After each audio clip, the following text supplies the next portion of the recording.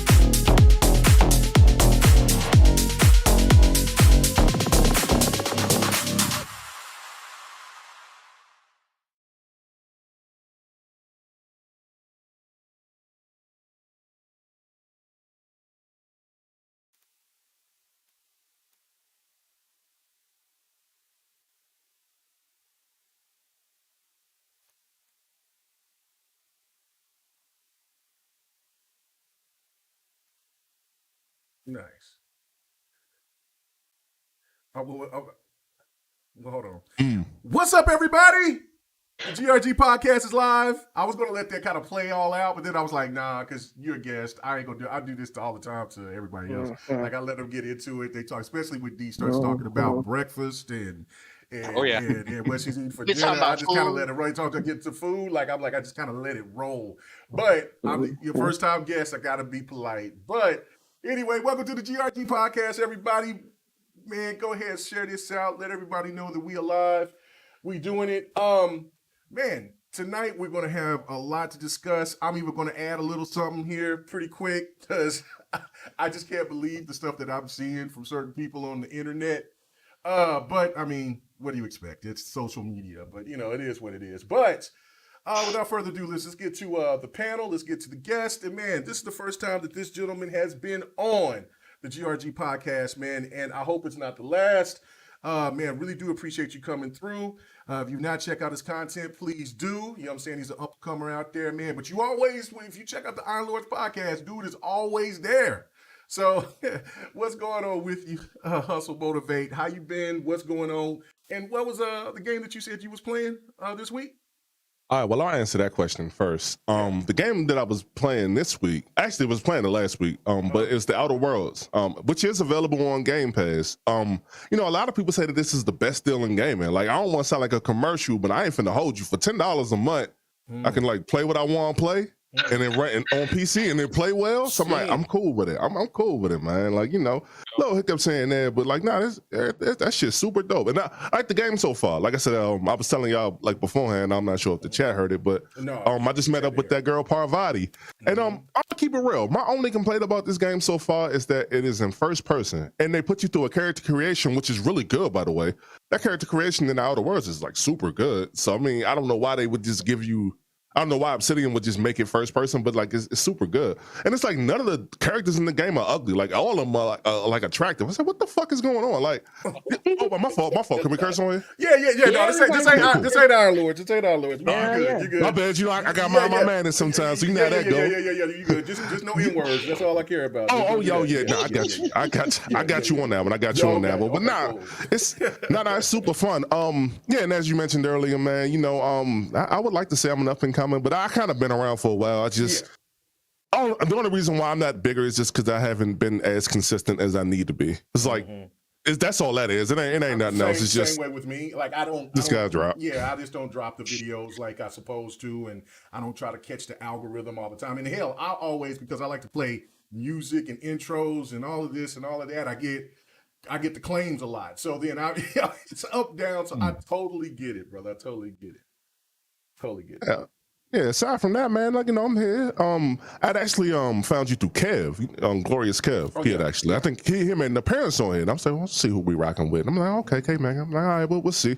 Yeah. And actually, when you sent me the invite, I hit him up. I said, I saw you on there before. Everything went cool. So, I did a little background check. He said, nah, they're cool. I said, all right, bet. Yeah. I said, so I was more than happy to come over there. I meant to like really be on last week, but then we got stuff going on with the dogs and we getting stuff built in the house, so that's why I kind of like been like in and out. No, ain't no problem. You know what I'm saying? I mean, it's the one thing, the only problem about GRG is trying to get guests on is because it's Friday night. Like people are off work, or it's their family night, or it's they're going out, they want to hang out, they just want to relax after whatever. So some people it's just a cumulative. It's just a situation where people have to you have to talk them.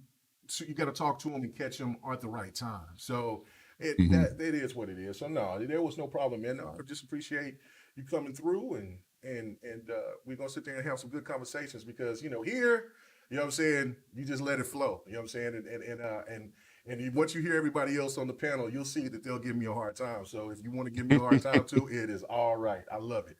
So yeah, but no, man, thank you for coming. I really do appreciate it. So. Without further ado, let's go on. This person has been he's back on the podcast. Yeah, he came up here, made his debut a few months ago. Up-and-comer as well. This man is out here been doing the damn thing. And so, man, I saw you on Breakfast with Boom not too long ago. You doing all other types of stuff, man. So I appreciate that people are checking you out and getting to know you, get to talk to you. So what's up, John Wolf? How you been? What's going on? What games you been playing? What's up, Kay? What's up to the rest of the panel? I hope everybody had a nice week. Looking forward to the weekend. Yeah, right now, Kay, yesterday I went ahead and I picked up some games on that Xbox game spring sale. Picked up King of Fighters. What else did I pick up? Good man. I picked up WWE 2K22. That joint dropped price quick, let me tell you. So using some Microsoft points, which is another glorious. There you go. I brought it down all the way to $31. When you post positive things about Xbox on Twitter, you get attacked, but it's the value's there, guys. And anyone criticizing, anyone trying to save money, you guys got some serious problems. But besides that, just checking out those new games, Kay, and looking forward to the hot topics you sent me. Looks like we got a bunch of juicy stuff to talk about, man. Looking forward to it.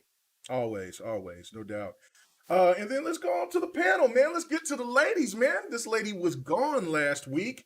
She told me that she had a hurt bunion. And so I told her, man, just go ahead and just take the week off. I know, seeing them big toes be hurting. So, You know Don't what catch I'm no hands on this Friday night now. Don't catch no hands now. Stop playing with me. Come No, on, man. man. The tones, you know what I'm saying? I mean, no, I'm Y'all playing, see how he do me? no, Oh, okay. no. Y'all see how Anyway, he do. what's happening, D? I hope everything is Mm, good. You know what I'm saying? I saw you out here being messy, so I said, okay, she's back. But how you been? How you been? What you been playing? wow. Two-way. What Damn. are you? What You are you right though. talking I'll be about? messy. You right. You Okay, got it. okay, yeah. I'm like, oh my lord. I have. I'm much better. I'm in a better headspace this week. Work kind of whooped my ass and like made me earn my check, so I'm a little tired. But besides that, just been chilling. I have jumped into Grand Theft 4 this week, and I'm really like re-enjoying it. I'm enjoying like the 2008 references. It's very nostalgic, so I've been chilling, just tired. But yeah, that's it. Just heading back to the older games. There's been a lot of talk on Twitter this week about what needs to be remade and what people miss playing. And I was like, you know what? I'm gonna go play that shit right now because I can. So um, I was playing Red Dead this week too. I mean, like as well. The So second one or the first one? the first one from Mm, 2010. Oh wow. they're still good. Still good. It's still good and it still holds up. I was gonna play Unity, but I want to start a new save file, and for whatever reason, Ubisoft doesn't give you multiple saves on that game. So I have to figure out how to like transfer my old save so I can start a new one and not lose it. It's really dumb. I don't know why they did that, but it is what it is. Just been going back to the older stuff this week. No doubt. No doubt. Ain't nothing wrong with that. Man, look, there are people that play older games. I'm one of them. So, you know, it is nothing wrong with that whatsoever. And the first Red Dead was a classic. So, yeah. D, have you gotten to that part that you're crossing Mexico yet? That's like the most epic part of that game, in my opinion. No, I haven't. I need to do a whole fresh game save. I have a really bad habit of open world games. Like I'll just play my original file for years. So I definitely need to play the original Red Dead Redemption, especially since it's like on Series X, so it looks a little better. I definitely need to replay it. But that is the best part. Like the music was in your riding, they lowered his like sound effects, the horse and everything. Oh So yeah. I definitely want to play it just, and now I can record it because back then I couldn't record on 360. So I definitely want to like record it and like kind of take it in, moving the camera around and all that. So I'm getting there. Getting there. That's all right. Okay. No doubt. No doubt. All right. Then we move on to the other misses on the podcast. Rob's a geek. What was I called her? Rob's a gleek. A gleek. A gleek when I really first came on here. Because I was a Glee fan. I was just gonna say let me be country, but that's okay. Rob's a geek. What's happening? And the first person I know female wise, because PK when he was on here, he used to talk about Pokemon and stuff all the time. But last week you were heavily involved in talking and educating us on Pokemon. And then I see somebody post something today where they were like, you got this Star Wars game that came out, the Lego game that has full voiceovers, and then somebody said the latest Pokemon game doesn't. And so No, I don't. okay, so I haven't played a Pokemon game since what, Blue Sapphire and Diamond or whatever. I forgot. It was on Game Boy. So that was the last time I played a Pokemon game. So whatever. But Yeah, they haven't had a full voiceover in a while. I don't think the new one's gonna have one. It's gonna come out later in the year. But it's a lot of fucking reading. But so how I'm you a been and what you been JRP. playing? Yeah. Go ahead. Um, Let me know what you a little bit of Kirby, a little bit of Pokemon. Me and Sir X-Men actually finished the first Gears. Sir That was X-Men my still first time. harassing you? Yeah, he is. Oh man. It's funny. Yes. Let me know if he says something in the chat. Yeah. But yeah, we finished in Gears 1 and started Gears 2. Let's see. How'd you like it? Did you enjoy the dynamic between the characters, Marcus and and the rest of the original crew. Yeah, Oh yeah, it was funny because they was talking bad shit to each other. Yeah. It's like, you piece of shit. I'm like, damn. Hello. They're like, can you help me? I'm like, fuck off. I'm like, damn. They just want some help. But it was funny. Um, let's see. Yeah, I'm enjoying myself. Let's see, y'all talking about old games. I'm playing this top tier old chestnut Bejeweled 3. Oh wow. So I'm just something mindless to play. Nothing really major. Okay. All right. Nice. And then last but not least, you know what I'm saying, the newest member of the GRG family. Man, Ham Solo, bro. How you been? What's been going on? What you been playing? I know you're like when you talk about old games, I know you over there just shaking in anticipation to talk about how many old games you played this week. But man, what have you been playing? What's been going on with you, man? Let people introduce yourself for people out there who don't know who you are, man. All right, so yeah, Ham Solo 05 Gaming on Twitter.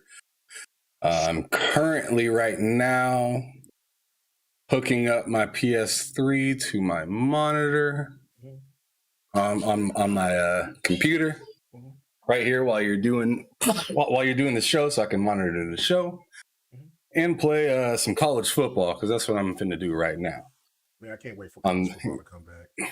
I know, right? So I'm stuck over here playing because PS3 and the 360 were the last ones to get a good, solid college football. Hey, Ham! I know you're gonna be picking the Hurricanes, boy. No, I'm not. Oh man! No Hurricanes. Damn. Disrespect. All right. I'm a Nebraska boy. We ain't picking no Hurricanes, bro. All right. All right, but anyways, yeah, you can also find me on TSWS Gaming. I do a lot of interviews with people twice a week. Also have a show that I do with Loke every Friday, which we did that earlier today. That was pretty fun, goofy ass show for sure. But yeah, if you want to see what I'm up to, I mean, I'm constantly doing content from one place to another. So just hit me up on Twitter. That's the best place that you can find me. As for what I have been playing, Ghost of Tsushima, been playing a lot of that. The original Devil May Cry, I'm going through that. Going through all 6 of the games. And it's going to be a pain in the ass, and I'm not sure how long it's going to take. Yeah, because I mean, there was 1 through 4, and then there was DMC. And then there is 5 that came out a couple years ago now. So going through all that, it's going to take me a long time to do that because I'm not rushing my way through that. I'm trying to enjoy it. And I tell you what, fixed camera angles on those early Devil May Cries, they ain't it. No, they ain't it. They are not. It is not fun. Business. No, they are not. No, it's awful. But I think I'll eventually get used to it. But as of right now, it is it's rough. Part 2. I remember part 2 was the roughest one back in the PS2 when I played it. Oh man, I'm that's the least excited one I am, and I haven't even got to that yet. And that's the one that everybody hates. No, it's was it 2? I thought it was 3. No, 3. No, 3 is good. Yeah, 3 is good. I know everybody loves 4. That's usually if you do a poll, 4 is their favorite, and then the Ninja Theory one was probably the least liked. That's my personal favorite one. I thought it was they had the best bosses than any of them in my opinion. But 5 is step way above. 5 looks and plays so damn well. But I thought the Ninja Theory one was really good. So but no. Yeah, I heard the Ninja Theory was good. It's just people hated how much they changed it. Mm-hmm. They didn't like the how character old dude look, how the character look, because People don't like change. They don't. They were trying, yeah, they were trying to pull kind of like a God of War, you know, when Sony relaunched it in their own way. They tried to just revamp the series, and I really enjoyed it, man. I beat that game not too long ago, and it was still fantastic. Yeah, no doubt.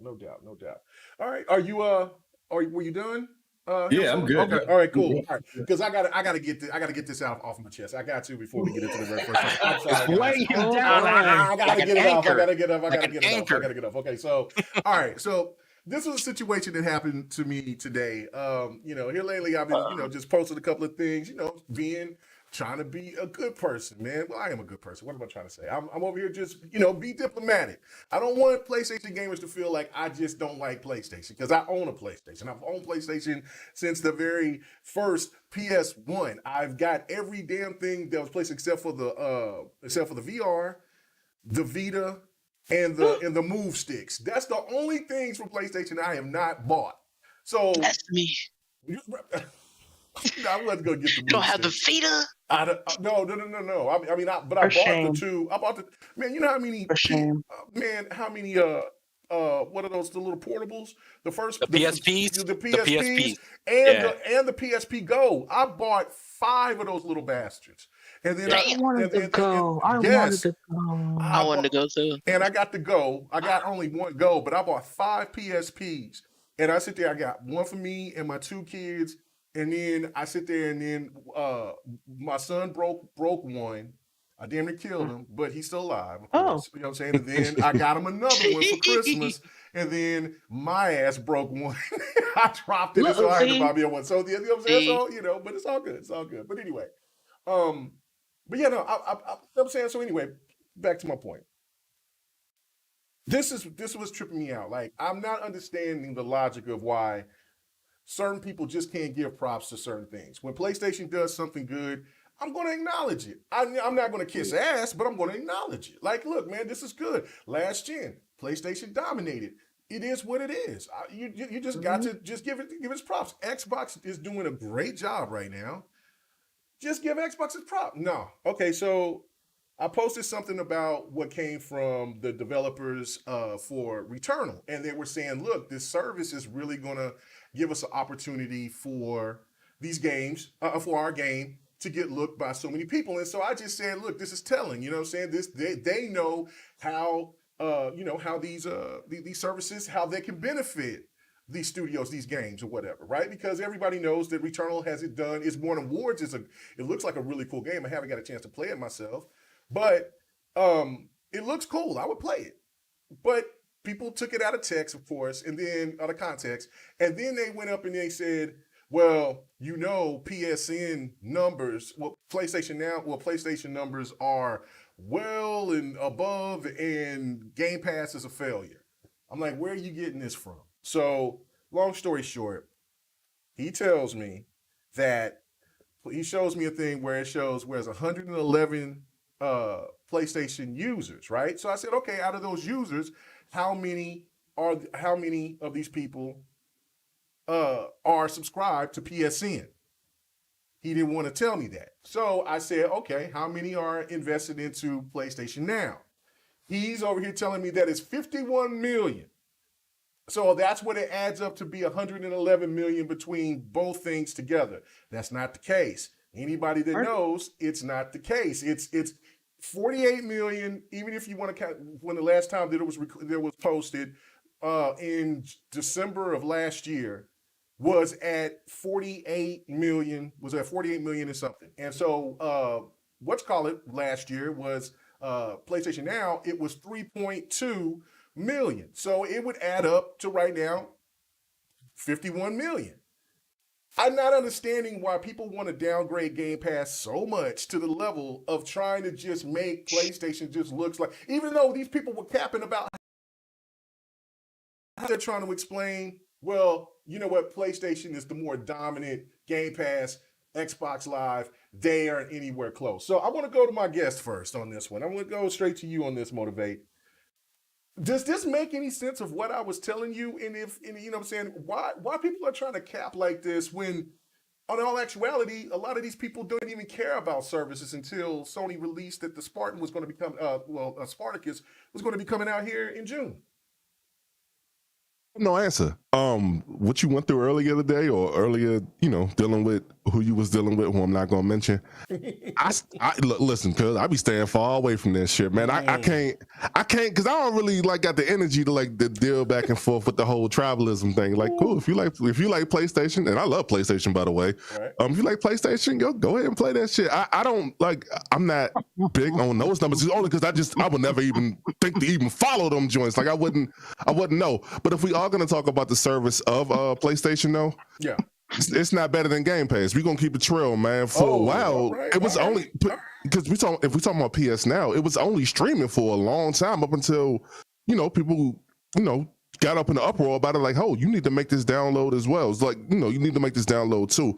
And I know that you kind of didn't ask this question, but I want to say this anyway. Mm-hmm. Those PS3 games on the new Spartacus service, which is PS Essential, PS I guess Plus added in, and then PS Premium, you can only stream the PS3 games. Now I'm assuming it's just due to the cell architecture, but that's still not good enough, man. Because because you can find somebody to emulate those games. And I know y'all was talking a little retro stuff earlier, because I'm into the retro stuff too. Mm-hmm. I've seen a ton of different emulators online, and I know for a fact Sony got the capital and Sony got the resources to put some bread up to be like, hey, go ahead and fix this for us right quick so we can throw this on our service. So they got the capital. It ain't no excuse. It's laziness, hustle. It's laziness. Hey, well, hey, look, I'm not gonna go too hard at PlayStation because they made The Last of Us Part 1 for me, dog, and they made Uncharted 2. I ain't finna go too hard. What about The Last of Us 2? You ain't. I ain't played it yet. I ain't played it yet. That's all. I got you. Okay, I got you. And from what I saw, I don't know, dog. I don't think I got I don't know. But no. But to answer your question, though, man, look, look. When people get the arguments like that over this number, that number, look, I'm gonna keep it true with you, and I'm sorry, but I stay away from that bullshit, dog. I can't. No. I try to, but I try to. I don't go into people's feeds or anything. I just post something, and I try not to be negative about it. I just post it, and and I track these type of people. But then when I'm just seeing just misinformation like that, I'm like, man, come on, man, you got followers. Don't you care that you want to tell your followers the truth? That's all I'm saying on this situation. Man, it's too much cap on that app. That's what you saying? Too much cap on that app? Too much cap. Way too much. Way too much. All right, man. Appreciate it. Okay, what about you, Wolf? Mr. Wolf? John Wolf? What do you think about this whole situation, brother? Like, I mean, do you understand why I'm kind of feeling a certain way about this? Like, why? I do because when people put stuff out there that's a matter of fact, and they're trying to downplay Game Pass and the significance and the way that it's really shifted the market, right? Mm-hmm. I mean, look how it's made Sony kind of shift their game plan here and try to combine both services. I would think the rebuttal to that post would have been, if PS Now is so successful, why is PlayStation changing gears right now? Ooh, why are they combining both of those services? And they're combining it because obviously they're being smart about it, right? But I also feel like they have so much pressure on them to have an answer, a response to Game Pass, that this was really the best thing that they can do for their audience and for them as a business, right? They said, all right, this PS Now, by all measures, I don't think I'm going out on a limb here if I say that has been a failure for them. How long has PS Now been around, guys? We're talking about what? Since the PS3 days? Am I wrong on that? I mean, it's been a very long time since they acquired Gaikai, and that wasn't that they have not seen the dividends of PS Now in the same fashion that that Xbox has leveraged Game Pass. Right now Microsoft is full on board pushing that Game Pass, pushing the value on its consumers. It's paying dividends big time for Xbox. Okay, you can see. You could have from sometime last year, you can feel it in the air. The winds of change, right? All of a sudden now Xbox is making that push where Sony throughout the whole PS4 generation had the momentum, always had that momentum, always was taking the mind share of everyone. And to go back to your point, everyone on this panel and I'm sure everyone listening, we're all gamers. I'm very lucky enough to own all the systems that I want. I got a PS5 sitting there. And the thing is to belittle another service. As soon as rumors came out last week that I heard that Sony was looking to make a move on Konami, I said, good for them. That makes sense for them. If they're able to pick up Konami, push that value to its consumers, to its fan base, that's fantastic competition. It makes it, we as consumers win in the end, because Xbox wouldn't be where they're at today, pushing all the value that they're pushing, if they don't get their ass kicked last generation. That's just the bottom line.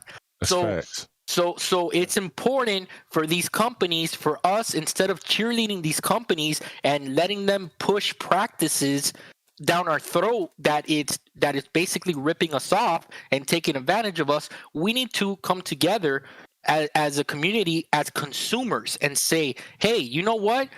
That PS Now, you guys combining PS Now and PS Plus, it's not good enough. We're not going to just give you $18 a month just because you're trying to portray that you have a service like Game Pass and you're trying to get the misinformed. That's not going to fly with me. You're not going to get my $18. You know what I'm saying? So I remember posting, that, hey, this move by Sony has fallen flat on its face, in my opinion. By them not offering day and date, it is a failure to their consumers, and it's a failure to them as a business. And the thing is that I got kind of flack by a lot of people in the PlayStation community, the usual suspects, saying, why would they do that if they're selling $70 a pop? I don't give a rat's ass about that. That's not my problem. That's Sony's problem to figure out how to compete directly with their main competitor, which is Xbox. That's their main competitor. They need to figure that shit out, not me. So if I see one company providing me day and date, you best believe I'm going to ask the same from the other company. Why is that wrong from me as a consumer?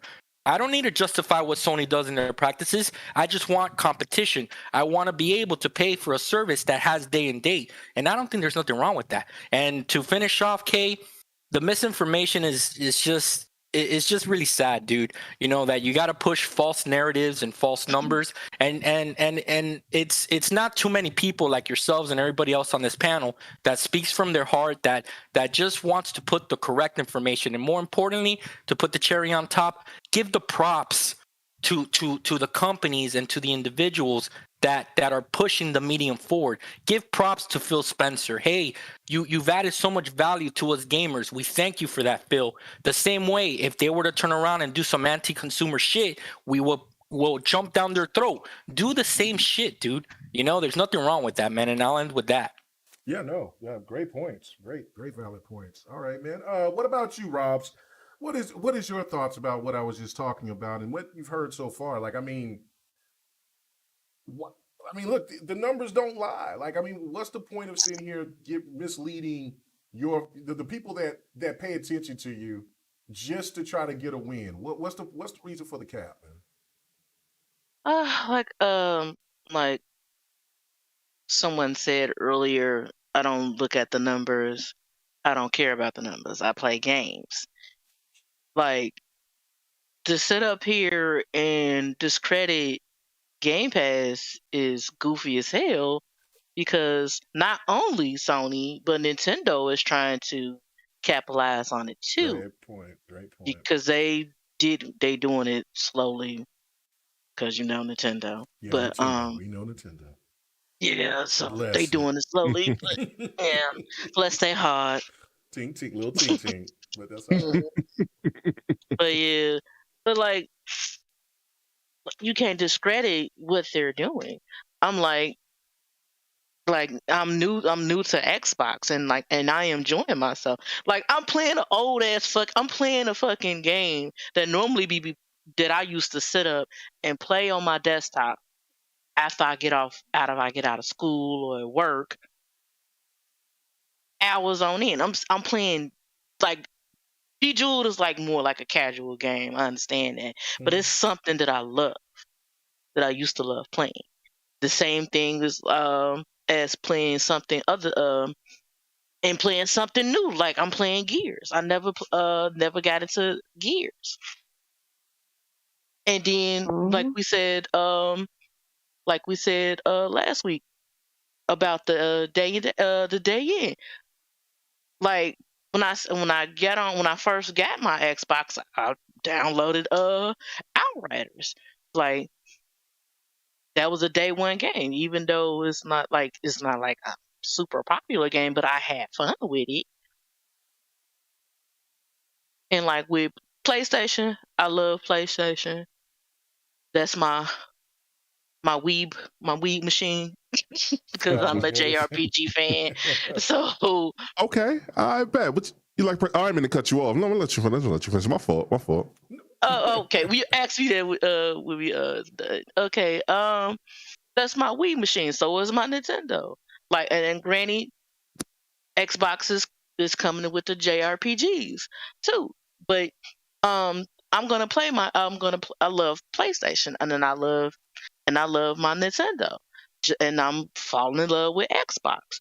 But at the end of the day, I'm not really interested in their service because it doesn't appeal to me. Like I said, like when you announced it, I think a couple of weeks ago, I think that was the first time I got on. Yeah, we was talking about it. I'm like, it has to have a decent library, and I don't want to pay $120 a year for no punk ass library.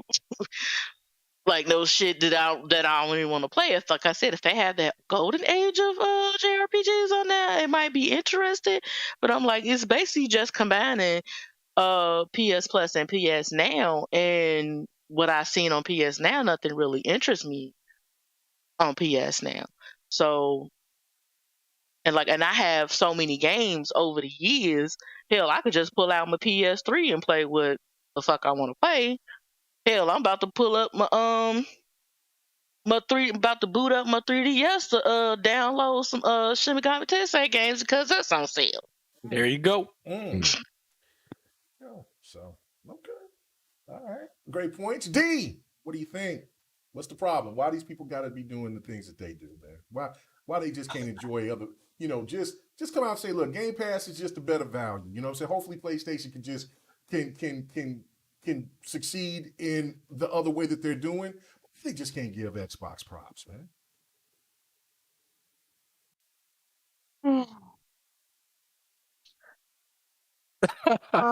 Sorry. She's on her miss. She's on Judge Supreme Jackson's narrative. She's over here to take a minute to think about These sounded like my wife when I asked her to if we can eat in her least favorite restaurant. Oh man, yeah, she took that. She was holding that. She was okay.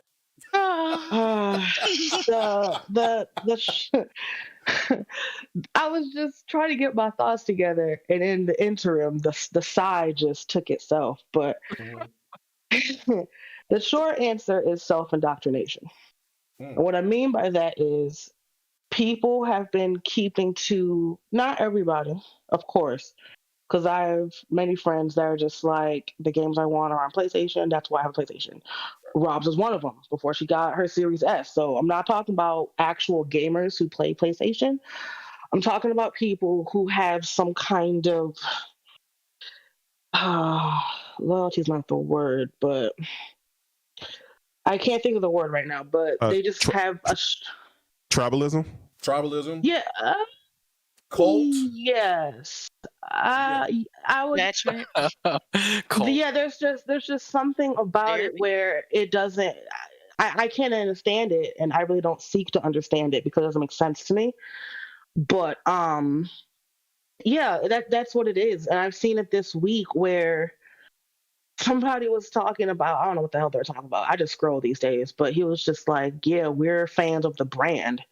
The games come second. And I was like, Nick Youngface, what? Wow. The brand? It was just, it's to that point where, I mean, the last couple of years, it's been like, yo, this shit crazy. Why they doing this? That don't make no sense. Now it's just, I just shake my head and some folks are just too far gone. And you can't, what's that phrase my mom used to- you can leave the horse for water, but you can't make it drink. Right. You can present the facts to where blue, red, whatever color in the face, but it is what it is.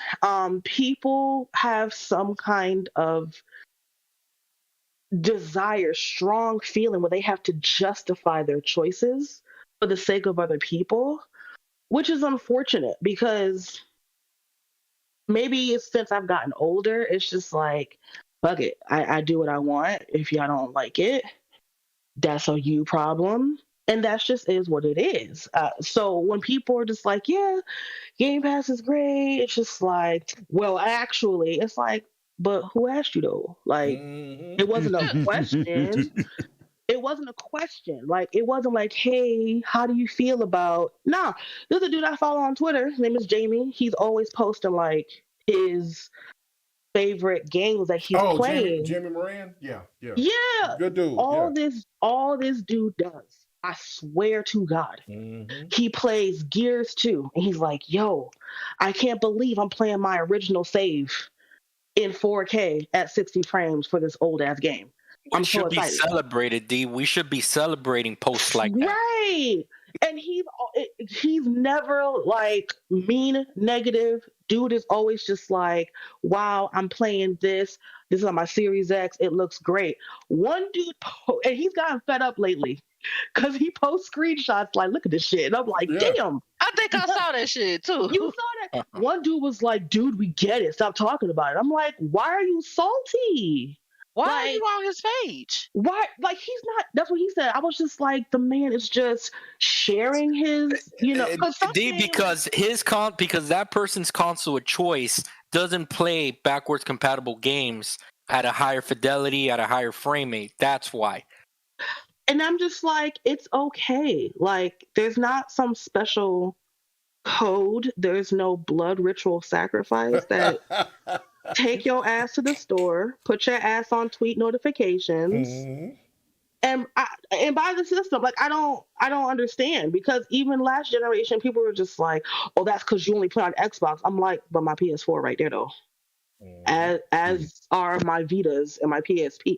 Like, I'm criticizing and critiquing Sony as a consumer, not a hater. They're fucking up my money. Okay. That's why I'm criticizing them. She said that like a thug for a second. She gets it. Y'all know the story. Yeah, I know the story. Y'all know the story. So everybody's like, oh, are you getting it? I'm like, no, I'm not getting it. The games that are on PS3, I can already play. And what a lot of people kept hush-hush, fun fact, I don't see why people are boasting about this new service. It's literally combining what's already in place. You're not getting a discount of any kind. Because when you combine it, it comes to $120. 60 for this, 60 for that. People didn't tell me when I got PlayStation Now as a gift. I did not pay for it. When I got PS Now, there is a queue if too many people are streaming at the same time.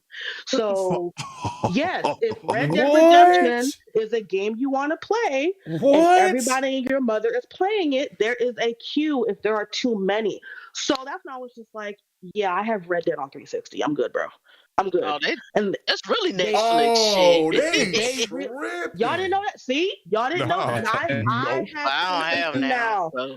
There are not every title and not all the time, but it is a possibility. If there's a title that is stream only, you may get placed in the queue. They also don't tell you that if your PS Plus lapse by a day, those cloud saves are not retrievable. They're not retrievable. Wow. So if you get paid, on a Friday and your shit lapse at 11:59 and it's midnight on a Friday, you get paid, assed out. Those saves are gone. You cannot retrieve them. You can't. They are tied to your subscription. Yo, the fact that PlayStation even put cloud saves through a PSN, which I didn't know at the time either, like that's fucking, like that's like a crime against nature. Like I had 50 hours in Persona 5, dog, and I lost that shit because I didn't know, because I traded in my PS4 the day that they announced the PS5. I traded it in. And I was like, why did I didn't back it up and save it to the cloud? Like I didn't even know you had to do that. But and I bring that up to say that, you know, on Xbox you didn't have to do that. Like the save, all that shit just went over. Like it was like a seamless transition. Also, but what's wrong? And look at you, you're calling it out for what it is. What's wrong with people just doing that? Just call it for what it is. No, well, you know, they got to pledge allegiance to their plastic. But my fault, I didn't mean to cut you off. Go ahead. No, you good.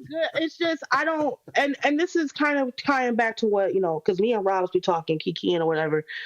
You know, like I said, I've been like, oh, this shit's crazy. But nowadays, I'm just like really tired, especially with having the health issues and just real world shit. Unfortunately, I don't have the energy anymore, which I guess sounds like okay, good, but it's not because I'm not playing as much as I used to. Like there's been real world shit that's been affecting my hobby. So at the end of the day, it's just like these numbers do nothing for me. But at the same time, I just sip my tea and look at people like, what do these numbers do for you? Okay, let's call it what it's not. PSN and all of them have 11 million subs. Okay, where are the cookies? I don't understand. Like, what does that do? I don't understand what that does for you. So, because I'm like, okay, that's fine. Yeah, that's cool. But you're right.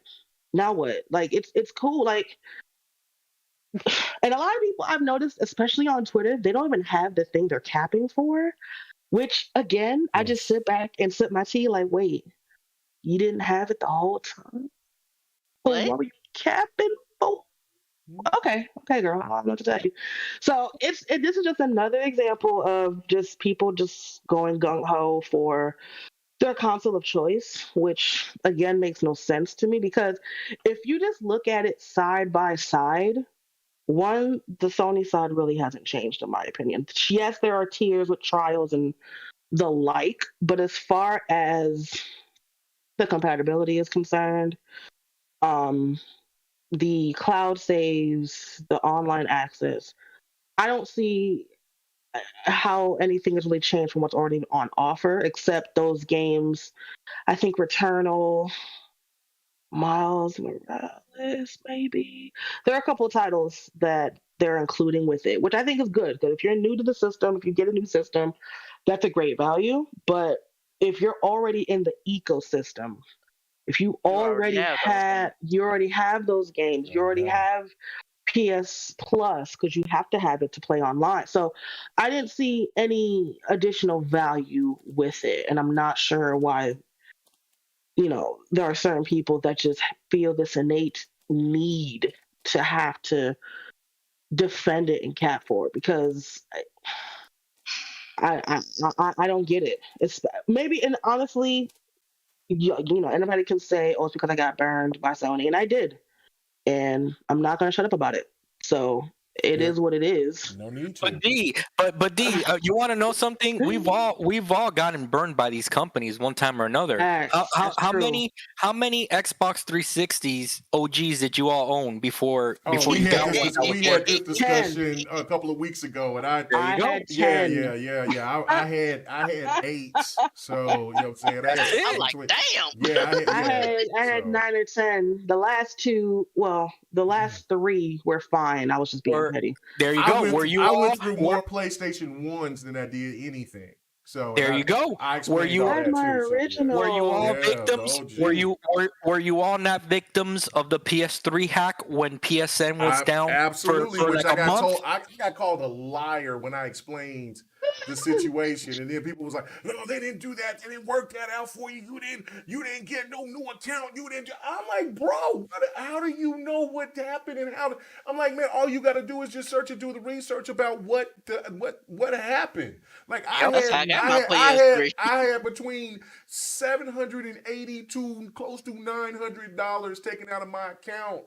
There you go. You know what I'm saying, bro? We gotta fight. I made that. We gotta fight. And that was the point that everything changed for me with PlayStation. Like, that was the point. Like, I was like, and then the way PlayStation was trying to change up on me, I said, yo, like, what's happening? So I had to get my lawyer involved. And he said, don't you sign anything from them. You let them talk to me. And then, so I said, okay. I tried to explain it. Then, you know, of course, I was kind of new to the whole YouTube thing.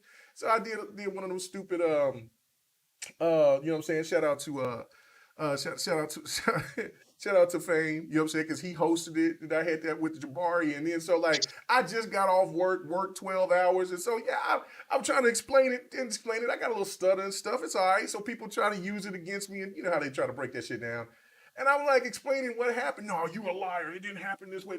Whatever. You know what I'm saying? So thank you for clarifying that. The hack did happen. The hack took out all this money. If it wasn't for my bank to reimburse me, Sony didn't reimburse me nothing. They actually tried to come after me again. But because of my lawyer involved, they left it alone. And I got a Little Big Planet. I got Street Fighter. I got Infamous, the first Infamous game. And I had like 4 of the games that they offered you in the package. Well, they just gave them to me after the negotiation was done, but I didn't sign anything. Guarantee Fat Princess, which I love Fat Princess actually. And then so Mega. Ken it was Kaz Harai and the other executives bowed down to ask for forgiveness from people from shame. Yeah, because it was millions of people who got hit. And on top of that, last point, because I got to get to Ham Solo. The one thing the sad thing about it was though, when I sit there and I let my account lapse, what I'm saying, because I had the same account, and then you know, at that point I was all Xbox at that point. Went back and went back to that old account that was still up. And all those games were gone. Every last one of those games were gone. So if I did accept those terms, I would have been asked out on the money that I got. I mean, the money that I lost, and on the games that I lost. So yeah, no, come on, man. Anyway, so Ham Solo, your thoughts about the situation, man? Why people act like this, man? You know what I'm saying? Like Motivated saying tribalism, cult, cap, whatever the case may be, man. Why people act like this? And I mean, some Xbox gamers aren't excluded from this bullshit either. You know what I'm saying? I've seen some go crazy. It's embarrassing. Like the whole going after the senators like they were, I was embarrassed. I'm like, come on now. Y'all gotta do better. Calling Elizabeth Warren a pony? Like, what are you doing? Oh my God, dude. This is why they look at gamers the way that they do. Stop it. You know what I'm saying? Just be respectful with it. Let them know. And then just keep it moving. You know what I'm saying? But anyway, go ahead, Ham Solo. Please. Talk to us. I tell you, after listening to everybody, I kind of came up with just one kind of way to put all of this. And I think you should really rejoice what's going on with, you know, people arguing with you about this stuff and them going so far out of their way to try to prove something that's not even a fact. But what that out is backpedal.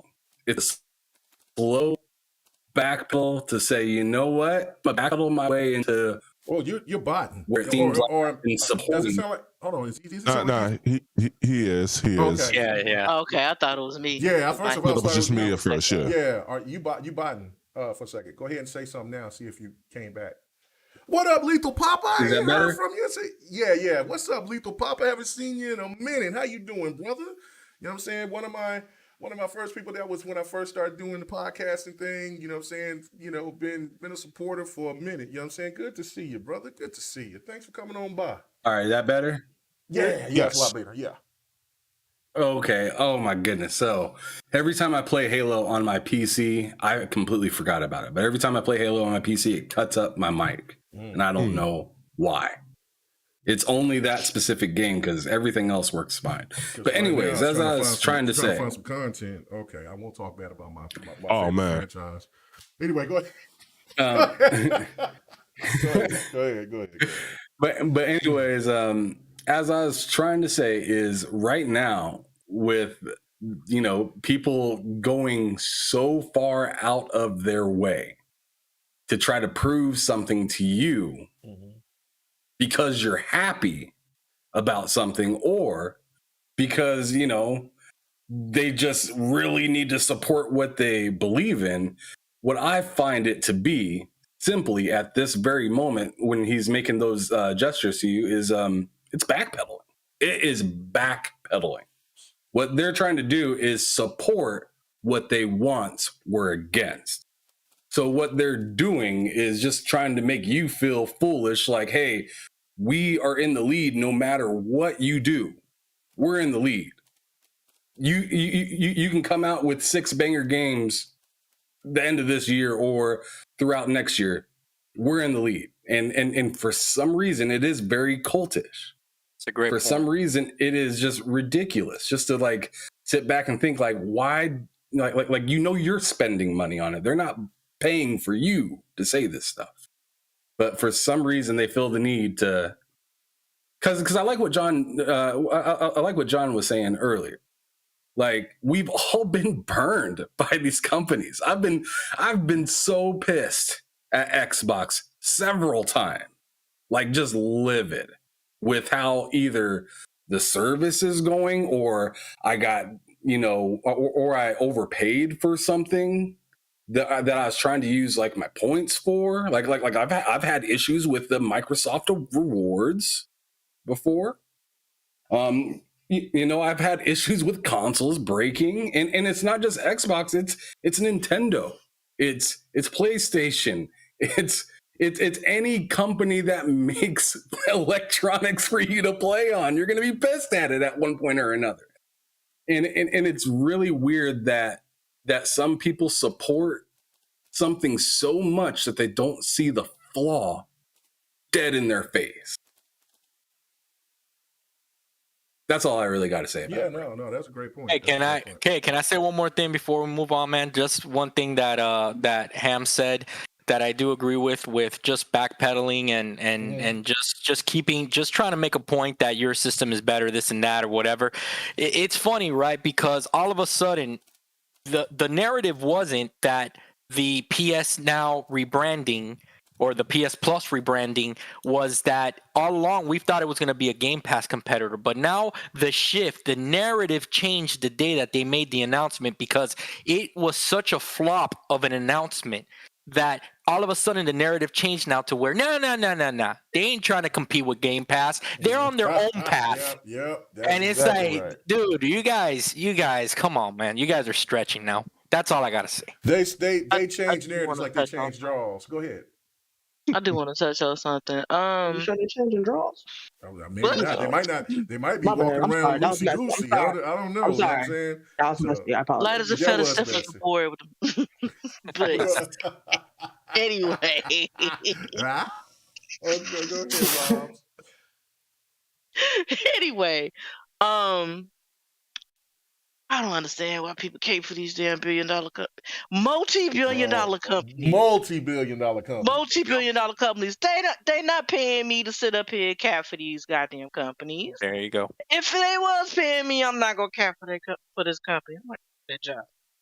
Like, still, like, it's weird, and it's not just with electronics. It's like when you watch people take up for billionaires. It's like, it's so fucking weird. It's like, why? He ain't paying you. It's just. What's funny is it's always like the quiet ones. There are people like on Twitter. I have friends.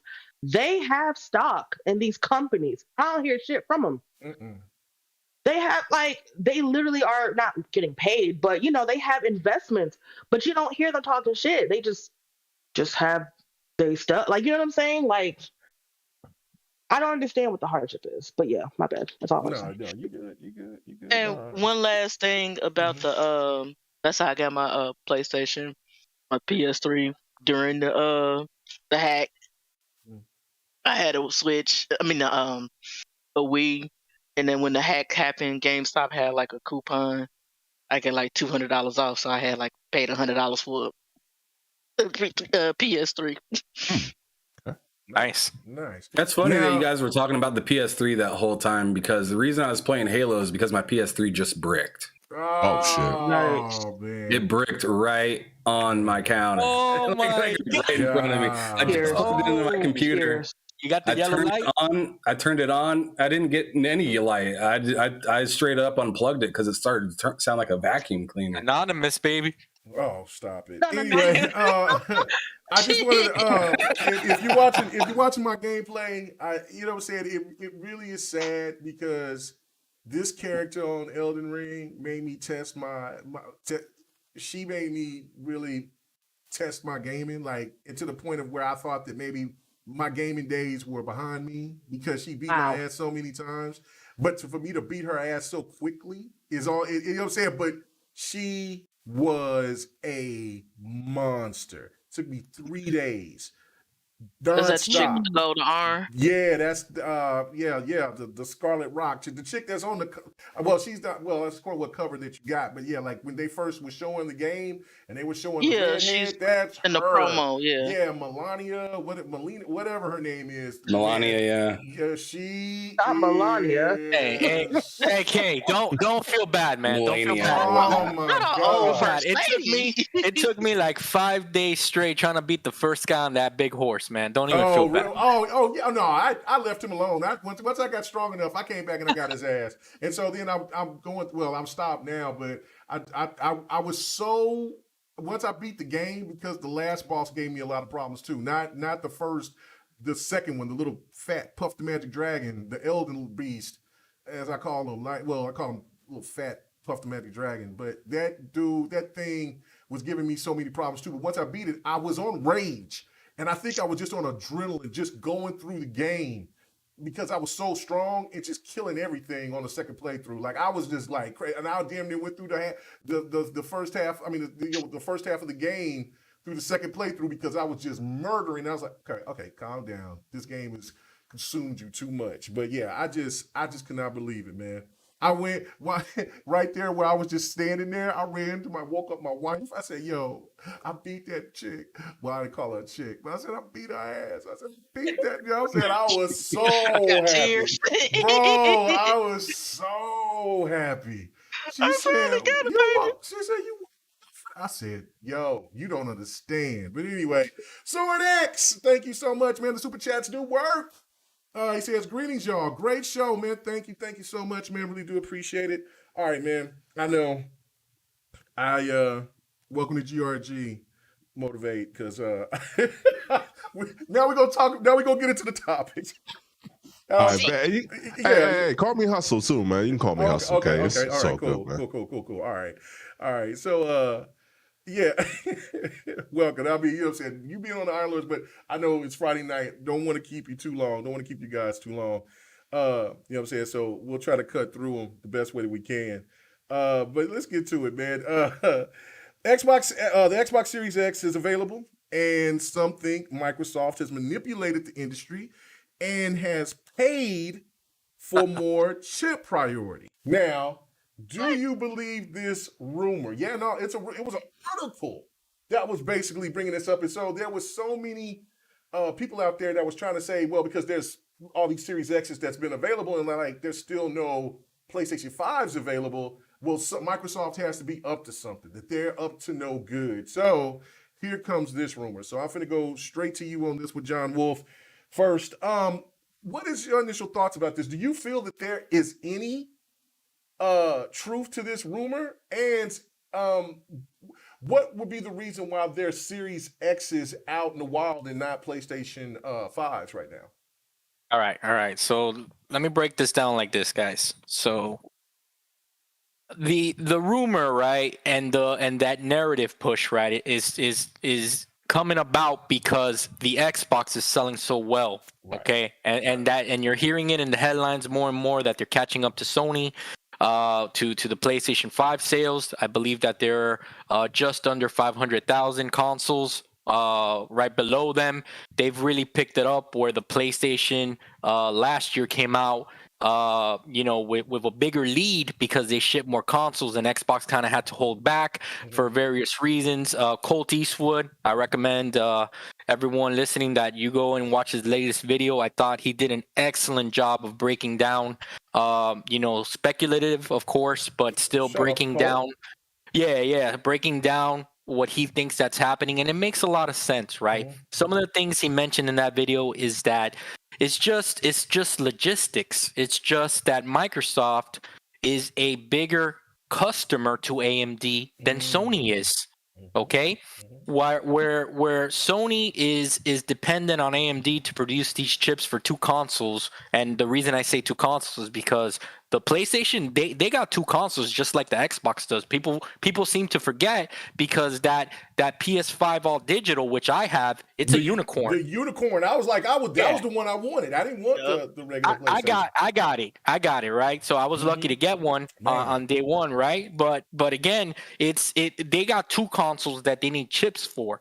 All right, and obviously the disk drive is probably the one with the disk drive is the one that gets the priority. We understand, right. But the bottom line is that Microsoft is a bigger customer, that they need chips also for their Surfaces. They need chips for their Xboxes. They need, they're just and they just buy at a bigger bulk. So obviously, yeah. Unfortunately, what that means is that AMD needs to facilitate to their big customer first, then. And it just trickles down, and Sony's further down in the line. Now, with that said, because that stuff is just common sense, it just makes a lot of sense, right? But it's all speculative, obviously, because we don't know that. We can't confirm any of this.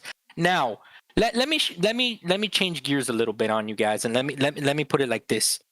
Let's say that the rumors are true, and Microsoft did, prioritize chips and stuff like that to have an advantage, right? That they kind of predicted that this chip shortage was coming. In my opinion, they were smart about what was coming, foreseeing, and as a company, that's what you need to do. You need to foresee what's going to happen in the next 5, 10 years, 15, etc. Let's say that they said, worst case scenario, if the chip shortage is as bad as everybody is speculating, let's throw a little priority and let's give AMD the nudge and say, hey, we're gonna let's work out a deal so that you guys can prioritize our products. What's wrong with that too? If they did that, okay? What's wrong with that? They're a company. They're allowed to do so. They're a big company. When it comes to AMD makes a lot of money off them. I would think that AMD would want to play ball, to a certain extent. So what's the difference to all the Sony, I guess we're calling them cultists tonight, right? I call them stands. I don't ever call them that stupid word phony because that don't even make any sense to me. But I call them stands. Yeah, stands. I like that word better. All these stands trying to bring out this narrative that but that's the only reason that the Xbox is catching up in sales is because they're cheating. They're manipulating the market. They're working with AMD on purpose against Sony. Guys, come on.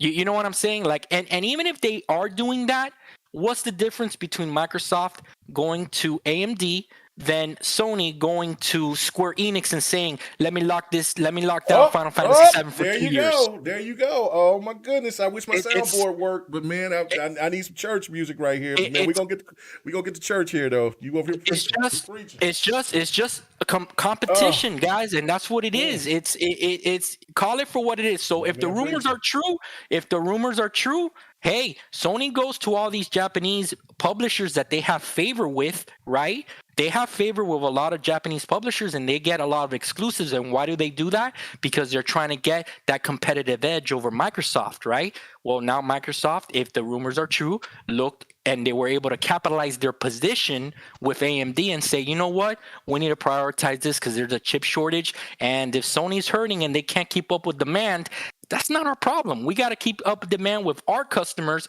that are buying Surfaces, that are buying Xboxes, and it's just the way it is, guys. That's all I got. Wow, no, that's a great point. I just want to add a small point. I'm sorry. Yes, ma'am. The small point I want to add to that, you're 100% correct about Final Fantasy being locked, and Microsoft did it with Rise of the Tomb Raider. But I just want to point out the difference that Microsoft paying more for the chips actually benefits their base because they can get the system. Locking a video game out of another platform does not benefit the people that are having the platform. Like, you can buy the game, but the fact that nobody else can buy it doesn't directly benefit you. Basically. So it's not like, hey, we want to do exclusivity as far as everything you do. It's just like, whatever you do, you can't do it for anybody else ever because we don't want them to have what we have. I don't know. To me, it's different, but it's a small point. No, that's a great point. That's a good point. All right, Ham Solo, you know what I'm saying? What is your thoughts about this whole situation with the chip rumor and all that? I think it's awesome that more people can get a console, flat out. Like, I mean, I don't really see why there is argument about that. Or, I mean, no shade, but like I feel like this topic is ridiculous. But I mean, I get why we're talking about it, Right. but I just like think that it's like crazy to think that. I mean, nobody was complaining when other things were available. Oh, snap, the Switch is more available. No one's complaining about that. Right. You know, like, so why? And it goes right back to pretty much the last conversation that we're having that we had. It's the whole backpedal. They don't see the value. They choose not to see the value. It's nobody's problem but theirs. And that's really the end of that thought for me. I mean, I agree. I'm happy that more people can enjoy the console. Right. Period. Great point. Great point. All right. What about you, Hustle? What's your thoughts about this? I mean, if the rumors are true, ain't no rules to this shit. Like, that's business, dog. Like, hey, tell PlayStation get their chips up. It ain't really nothing. It's just nothing to say. Hey, Like, get the chips. Like, Oh my goodness! you know, there's a lot of preaching tonight going on. But if Microsoft, excuse me, did take the time to do this, hey, shout out to them, man. I can't get an Xbox Series X still. That's the one that I want because I like physical games. Because I prefer to have I prefer to keep it because I got the PC already. I'm trying to get the Xbox Series X because I typically would get all consoles during the life gen, like maybe 1-2 years in. I got PS5 day one. I love that PS5. I got the physical PS5. I have not seen a digital PS5 at all. I think Erica got one, but like outside of I think it was John, I think maybe you said it earlier. Y'all the only two who I know who got that. I got it on Amazon. I was lucky enough to pre-order it on the first day that they brought out those pre-orders. Yeah, I'm lucky. Dark Optimus got one, and Yeah, I had an opportunity to get one, but I knew somebody who was more of a PlayStation fan than I am because PlayStation is my side piece now. So I'm like, you know what I'm saying? So well, no disrespect, but it is, and so I told him, and so. They went and got it at a Sam's Club. So I was just like, okay, I'll get another one. My stupid ass has been looking for one, and they still don't have them. So I'm most likely probably gonna have to just get a regular PlayStation 5. So you got cursed for selling greatness. That's what you did. I got cursed for trying to be nice. I should have had the Sony mentality. You know what I'm saying? All me, baby. All me, not we. Anyway, go ahead. No, but it's just one of those things to where, like, and I kind of know, I don't like commenting on like rumors or speculation, but I comment on this one, man. If it is true, then I mean, fight back. Do something about it. If it is true. That's it. Like, We can't say the end word. Nah. Yeah. Of course. But it's not. It's just one of those things to where, like, hey, look, man. If I want more people to view my channel, right, and I know some bigger YouTubers, and I say, hey, you know what, I'm gonna slide y'all $50, $100 right quick just to get some more traction over here. You gonna get mad at me for somebody who ain't doing it. Like, that's just what it is. Like, nah, if you paying for it. It sounds like it's illegal, first of all, and I don't think AMD. Maybe it's not illegal, right? Because I don't think AMD would purposely do that. They know that those consoles like a big seller for AMD because we know them graphics cards ain't for real. So they know where that money at. And I don't know. Like y'all said, listen to Cody Eastwood. I haven't seen the video that one of you all was speaking about. I'll go back and try to find it, but if it is the case, fight back. Go do something. Like go do something. Hey man, make it interesting. Do something. Nobody would have been complaining about it if they didn't hit the sales charts. There you go. That's the point. Ham Solo. If Xbox wasn't selling as well as they were selling, nobody would even blink an eye at this. But because Xbox has that momentum, because they're winning in Europe right now. That's big. That's huge. Oh, but they'll come back, right? And their rebuttal will be, because PlayStation can't meet demand. Then you're telling me that somebody that wants a system is just gonna settle for whatever's on the shelf? Doesn't work that way. It doesn't work that way. People are acting like this is the downfall of Sony when it's not. It's the rise of Xbox. It's all it is. Like, don't diminish it. Like, it is what it is. It is what it is. I mean, you can't be on top forever. Like, I mean, Relax. You're absolutely right. But go ahead, talk to us, D. What was when the point that you made, was that it, or did you have more that you wanted to include on this? I mean, it's pretty much, just an amalgamation of everybody else is saying.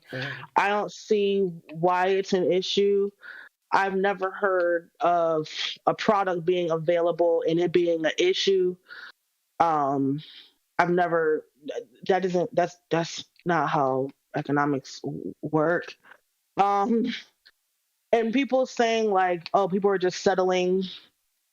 That doesn't make logical sense either. Ain't nobody spending $500 to settle. Not 500. Come on, man. That doesn't Hey, they make really any saying that? sense. They really saying that people are Yes. selling? Yes. It's the only thing available. That's why they're buying it. And I'm like, Ridiculous. So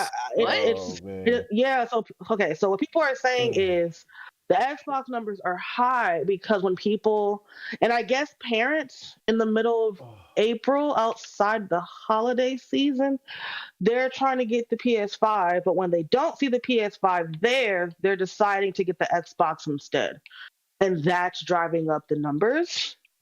It doesn't make sense to me. I think it's great because even when there are PS5 drops, because everybody wants their system. I'm not going to be like, oh, you should have got it. Nah, if the homie's like, I finally got my system, I'm going to celebrate both of them because now you got what you wanted. Hopefully you paid at retail. And it is what it is. So I don't get it. But I mean, all I'm gonna say is y'all was talking shit, but which one's the hardware company and which one's the software company? No, don't. What up with you, Still Rain, my brother, man? It's been a long time, man. Keep it raw and uncut. Oh my goodness! And you called D right when she was damn. I mean, like you said, and Sir X Man, he's already talking about he's gonna get a rant. Now we got guests tonight, Sir X Man, so we can't be going on no long ass rants. And keeping these people, I want these people to want to come back one of these days. So you know what I'm saying? You got to make a quick comment. Let me tell you something. Those Godfall character designs are the shit, man. God. Oh, they're dope. They're dope. Now the game is pretty as hell. Now it's an average game. It's an average game. I'm not gonna sit here and cap them because it's on Xbox now. The game is pretty. Yeah, but I would suggest with that game, bro. I would suggest that the Game Pass game. It's going to come to Game Pass. I have no doubt of it. Now after me playing it, I thought it was coming to Game Pass. Yeah, no, it's going to come to Game Pass. I don't have no doubt of it. But you know what? I got it for $10. It's on sale right now for $30. But we still winning because we didn't pay $70 or $60. So. It was free on it was a PS Plus game. Oh, that's right. The end game was. The end game was. The end game was, yeah. It was a different edition, yeah. Yes, but this game has everything in it. So it's the complete edition. So it is all right. I myself can find myself having mindless fun, just hacking and slashing and just kind of going on. I like mindless fun. So that's what this game is, and it's 6 players. It's 6 players, together and whatever, multiplayer. I'll jump on with you when it comes to Game Pass. I'll jump on with you. Yeah, no, that's what I'm saying. My thought, I give it a 6.5. I think 6.0 or 6.5. It's average. And it's not something that, I'm not going to go here and try to tell you, you got to get this. Nah, bro. Nah. If you're going to get some, go get that Ghostwire Tokyo. That's what you need to go get. But that was good. That was cute. I like that. Yeah, that's I'm saying you'll see that gameplay after this. But yeah, no doubt about it. No doubt about it. All right. Robs, got anything you want to add to this before we move on? Let's see. I'm trying to think. This is what it is. It's just if you it is what it is. If it's not a console for you, don't bother getting it. You want to wait for the PS5, wait for the PS5. I have a PS5 and a Series S in my face. So it like I said, don't be caping for these companies. It's stupid. Just get what you like. Like, why would I? Why would I want to sit up here and argue with grown ass people about numbers and shit that don't pertain to me? Like, you should be cause you shouldn't be glad that it's. But if it's a console that's available and you looking for a brand new console, hell, go and get it. If not, just wait till you luck up on the 5. Because I have helped people both get a Xbox and a PS5.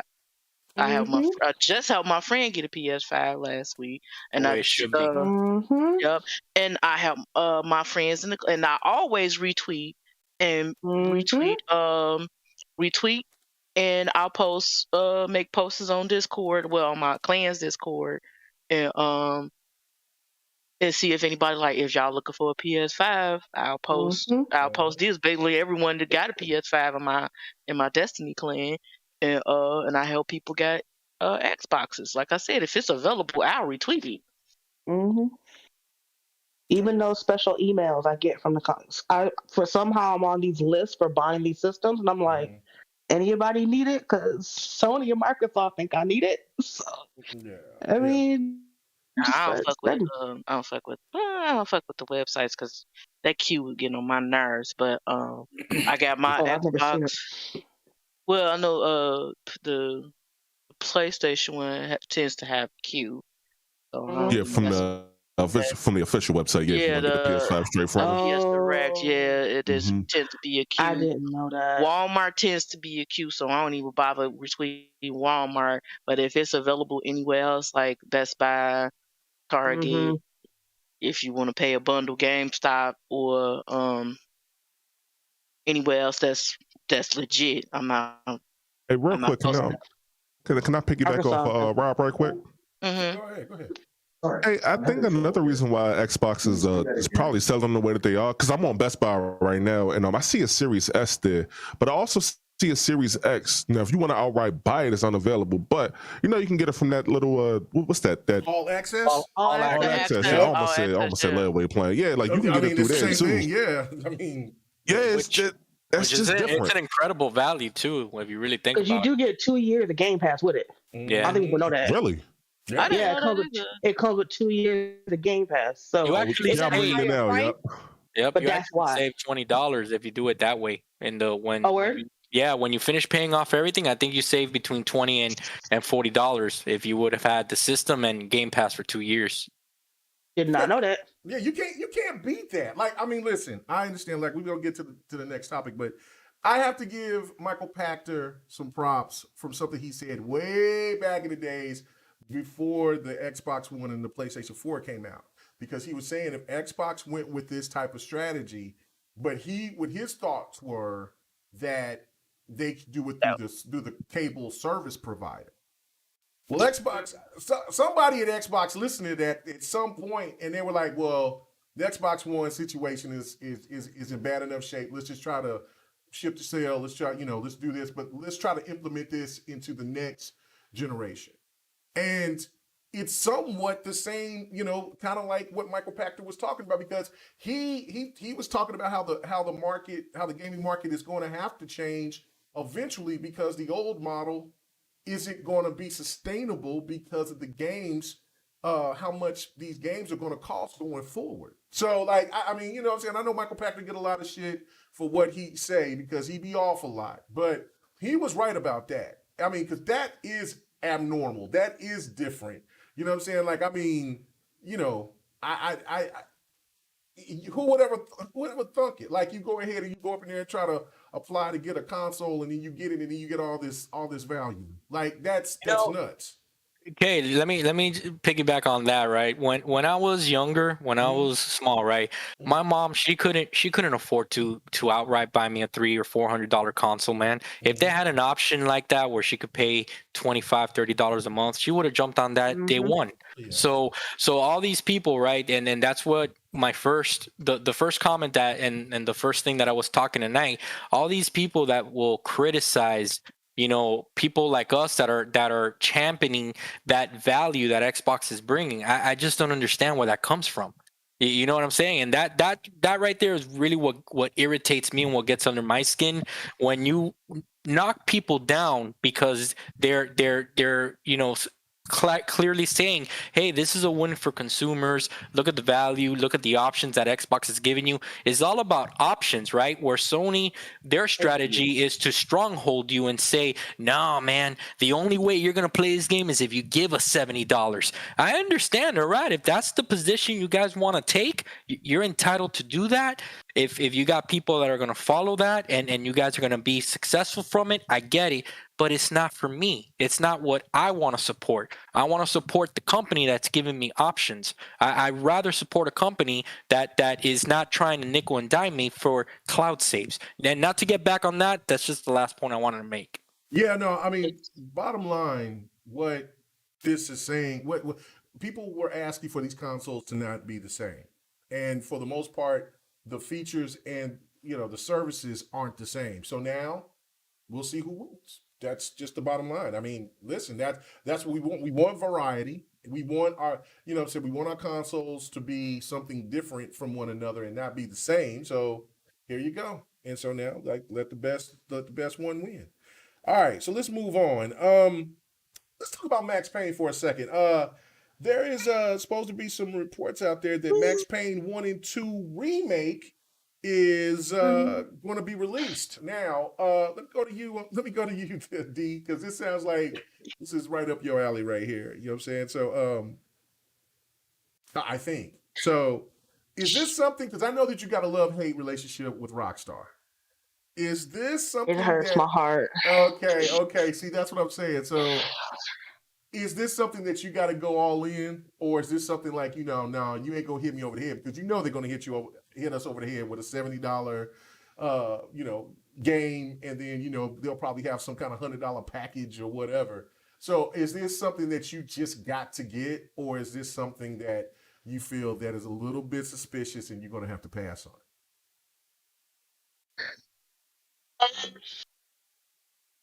I'm not getting it. Oh, for a few reasons. Okay. First reason, I didn't play Max Payne 1 or 2, believe it or not. So there's no nostalgia or pull on that with me. Mm-hmm. That's number one. Number two, I'm not really into buying anything Rockstar right now. I understand, and I could be wrong, that they're not developing it, they are publishing it. But because Remedy is the one doing it. That's right. Because it's a deal with them. That's right. You're right. Yeah. So that's kind of a loophole, but I'm still not gung ho about it. It sounds so conflicted. It's the because listen, I've had so many conversations with fellow quote unquote gamers who will chastise and belittle, oh, you're playing old shit. But then they're pissing themselves when an old game is getting remade and they have to pay for it. I just sit back and sip my tea because it's just like, okay, which is it? Are you anti older games or are you okay with buying a new system to play old games? Pick a lane. Which is it? So, I mean, those who like Max Payne, I'm not saying you shouldn't want to play this, you shouldn't get it. I'm not saying that in the least. Because as you know, I, for one, enjoy playing older games. There's nothing wrong with that. Mm-hmm. Enjoying, where we've come from. However, the track record is poor with anything Rockstar related when it comes to a remake. And that's just bottom line. I don't know how anybody can refute that with the trilogy coming out how it did. There were some issues with the new Grand Theft 5 that just released. So their track record is extremely rocky. And it looks like instead of moving forward, they're digging out, the previous files to see what they can polish up to get more money. Which, if you think about it from a business standpoint, I hate to say it, it makes sense. If I do a project, everybody loves it, it makes money, and then 10 years down the line, all I gotta do is just take that same project, polish it up real quick, and I can sell it again for more money, like it makes sense. The Of new course, the hustle, business huh? to do it because y'all keep buying it. Not saying it's bad or whatever. That's just what it is. That's like doing a school project, getting an A on it, and then you have the same project due 10 years later. You're gonna pull that bitch right back out, do some changes, and turn that shit in. Well, It's the same thing to me. I understand why they're doing it, but Rockstar, unfortunately, I'm disappointed in them. Like, I feel like I'm a disappointed parent. It's just they keep just trying to, take projects, polish it up, and redistribute it. And after the last two projects, I'm a little jaded with them. The only remaster that they did that was actually fairly decent was LA Noire. And the only reason why I was able to get that one was because it was 3 discs on 360. Oh Mhm. my god. Yeah, I used to have that. It was. I mean, given the technology, it makes sense. It still sucked. Let's put it that way. So when you did certain cases, you had to take the game out, pop another disc. It was trash, but the game itself was great. yeah, no, I played it on PC. Yeah, I have not got a chance to Yeah, beat that game, so but yeah, having it to. was. Yeah, that makes sense. You didn't beat it yet? No, I haven't beat it yet. Oh no, you gotta Yeah. beat that, bro. No, No, I didn't have no you time. gotta beat it so we can talk about it. Okay, But anyways, all right. I was gonna do it. I got you. I'm unfortunate. I was really gung ho about Rockstar for years, to the point where I almost got like the symbol of Rockstar on my hand as a tattoo, and Oh, whoa, yeah, that's it was dedication. Yep. yeah, it was. Hardcore girl. I was hardcore for a very long time. Everybody gonna be like, psh, psh, psh, psh, psh, psh, psh, Yeah, psh.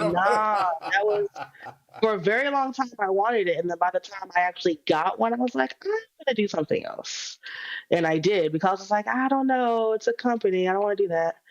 So I changed it to what it is now. But I was going home for them, but I don't know. Everything they do now, I just kind of look at them sideways, which hurts. I don't like feeling this way, but you just look at older projects and it's just like, what happened to this Rockstar? Where is this Rockstar?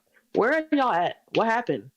What happened? I feel like it's gonna be a documentary for them, like 5 years. Like, what happened to Rockstar?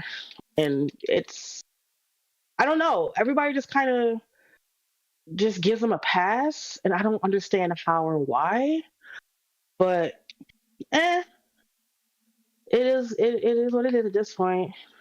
But we'll see if I hate to say it, if it works properly when it comes out, because I mean, that's just, listen, their track record is shite. I can't sit here and get burned and be like, maybe if they hold this fire next to me, I won't get burned this time. But you don't get burned.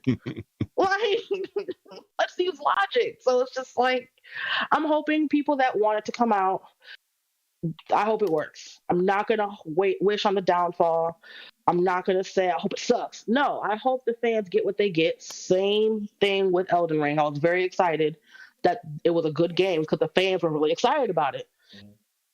But yeah, it's just another example of, a rehash in my opinion. But I hope it's good. I'm just disappointed in them. Okay. All right. What about you, Ham Solo? What's your thoughts about this, man? Are you all in, or are you kind of like in D's camp? You kind of gonna hold off a little bit. Well, I was pretty in until I just listened to D, and now I'm on the fence and shit. Like, My bad, bro. like, I mean, she had to remind me of some pain. But she did bring up something that kind of helped me kind of digest the fact that Rockstar has something to do with this. And it's that Remedy is going to be doing the actual development of the game, and Rockstar could just be either publishing or just there as a helping hand. So I mean, Remedy did make the game because it was part of the first games were on were done through Remedy. They were part of correct. So I'm excited that they're kind of back together to do the dang thing, but Remedy's last thing that they put out wasn't so hot. And Rockstar ain't looking so good. So, like, thanks, D. Thanks a lot for helping me remember some Payne. Wow. I mean, what Remedy do? What happened? What Remedy? What happened? Crossfire X was a little hard to digest. Okay, Oh, so I didn't know hold on. they did that. Yeah. Oh, okay, that's them? Okay, but hold on. Mm. Now I got to do some capping myself, right? Okay, so let me put on my Crossfire X cap right now. Stop it. Take it off. No. Don't do Take that. it off. Don't Listen, do that. No. Because the story is not bad. And I'm on the story is not bad. It's pretty damn good. I like the way that they do stuff. And then when the tie-in and I can't wait to jump in on the second one with the Spectre situation because that even looks better.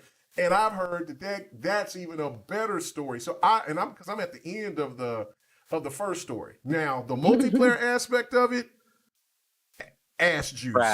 Trash. You know what I'm saying? Sorry, Hyperfang. But I was over here like, man, because he liked that old school, scope, back to the days of the 007. And I was trying to get it. I was getting into it for me because I got me some kills, and then I said, you know what, I'm gonna go back. You know what I'm saying? Try to, I was having a kind of a good time. And then it was just awful. There was just so many glitches and I was like, nah, okay, it's got back to the way it was. So sorry, Hyperfang, but I can't co-sign that multiplayer. But the story, I want to have to put the cap on. So okay. Yeah, you got the cap on. That's for sure. It is form fitted. You say I got the dunce cap on instead of, oh my Lord, that's ridiculous. Bro, it is form fitted right now. You are wearing a U size only cap. Oh my God. I hate it had to be you. Okay. I hate it had to be you, bro. I know. But anyways, like I said, I'm excited to see what comes out of all of this because it's just interesting. I mean, both of them put out some lemons recently, in my opinion, and I don't really know what else to think of it other than I'm kind of excited. But I'll tell you this: it's not a day one buy for me.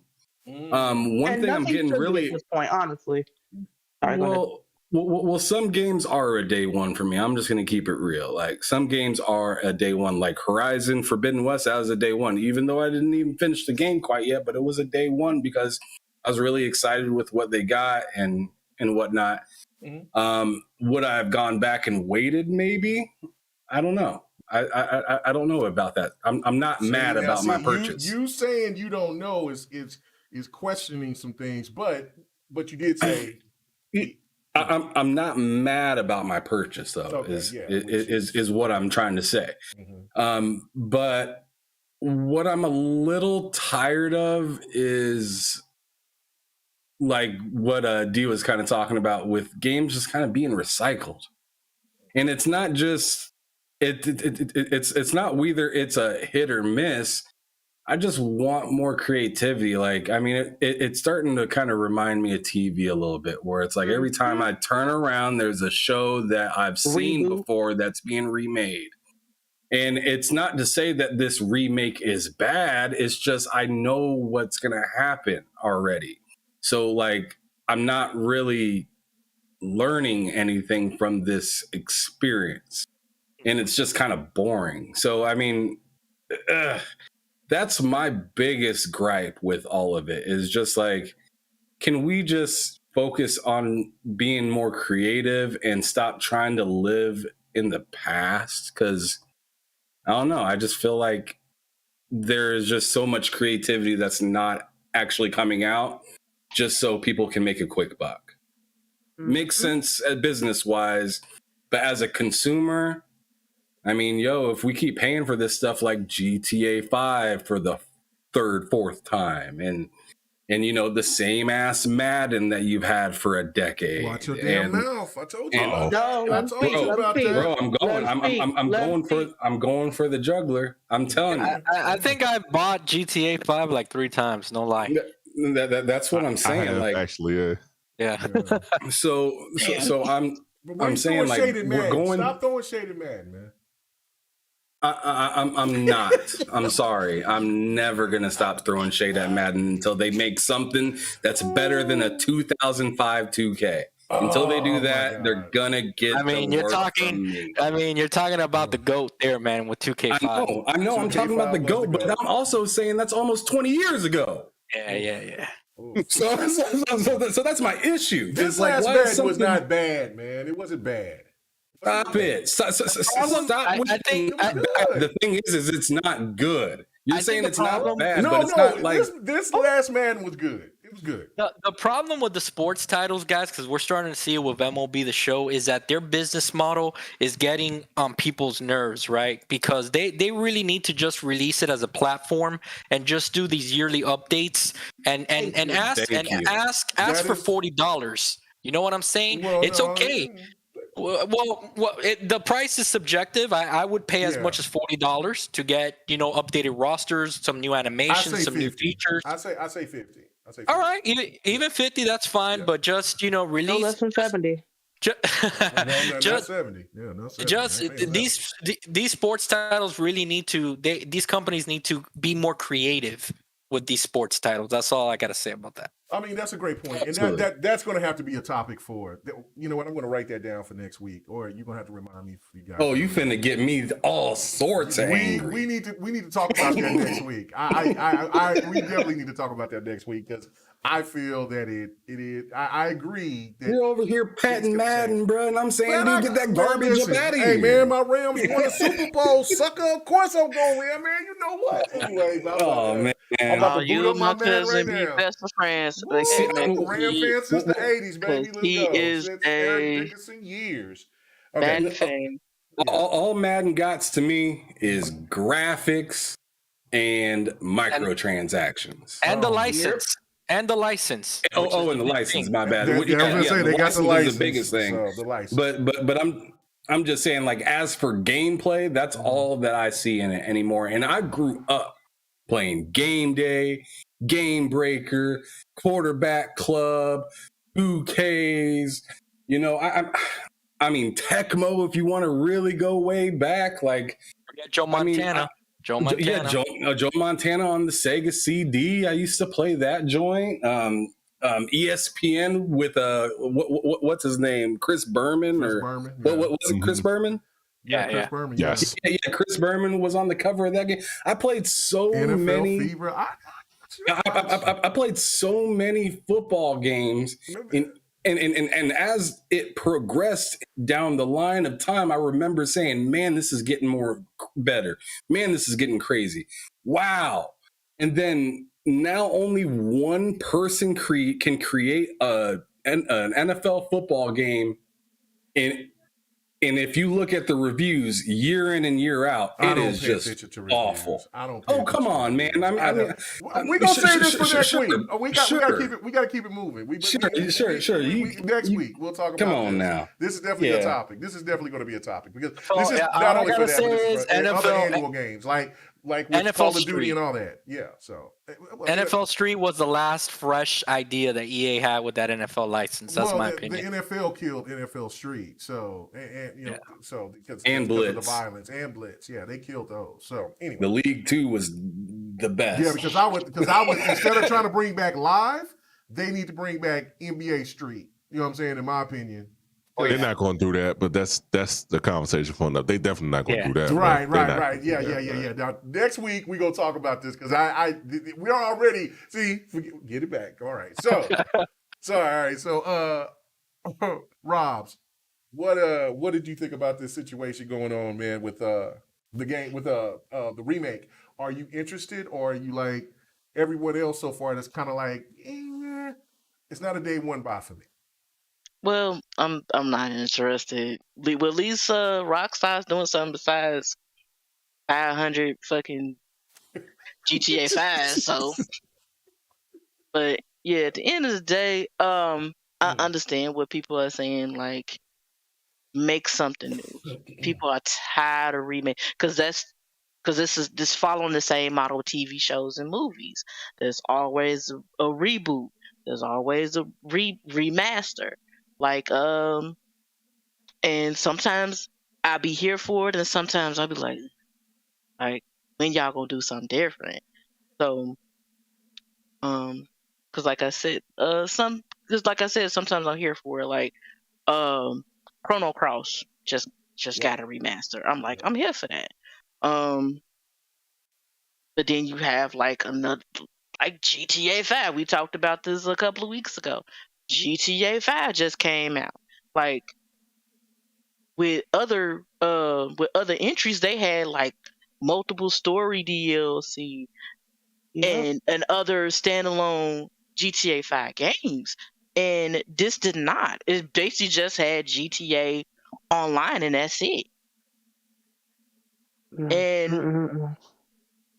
And it's really sad, and like, and I would like to see something new. And I'm seeing indie titles are creating something new, are killing it with like, shoot, like there's like 100 roguelikes, but at least with those 100 roguelikes, they do something different. The same thing with Metroidvanias are popping, but they do something different. Like create something different. Like y'all watching something different right here. This Ghostwire Tokyo. Go get that game. You know what I'm saying? Shout out to Tango Software, man. You know what I'm saying? That boy's got black smoke coming out of his eye. It looks like Venom's overtaking him. Bro, yeah, pretty much. That's what K Mega looked like happened for Crossfire. Oh, man. He choking himself. Yeah. You know what? But this is what happens when he thinks that he popped me. I'm about to put these fingers of death on his ass. Just watch Dr. Strange's ass, huh? Yeah, I'm about to put that Naruto, throw them them ninja sets on his ass. Anyway, let's get to it. Hustle. What do you think, man? Are you interested into this remake, man? Are you hyped for this? Or are you just kind of like, so for everybody else is like, I think I'm gonna pass? No, 1000%. One of the things that y'all don't know about me is that I'm all for game preservation. And let's be honest, I mean, you know, just taking a look at Max Payne, you know, getting this help from Rockstar. Y'all know Rockstar had a lot to do with the third one, and that attention to detail in the third game was really good. So I kind of hope it translates back to the first one, because like if you look at Max Payne's face in the first two games, it kind of looked like he was in a crowded elevator, he farted, and everybody know that he did it. Like his face looked crazy, right? But I hope they fix it all.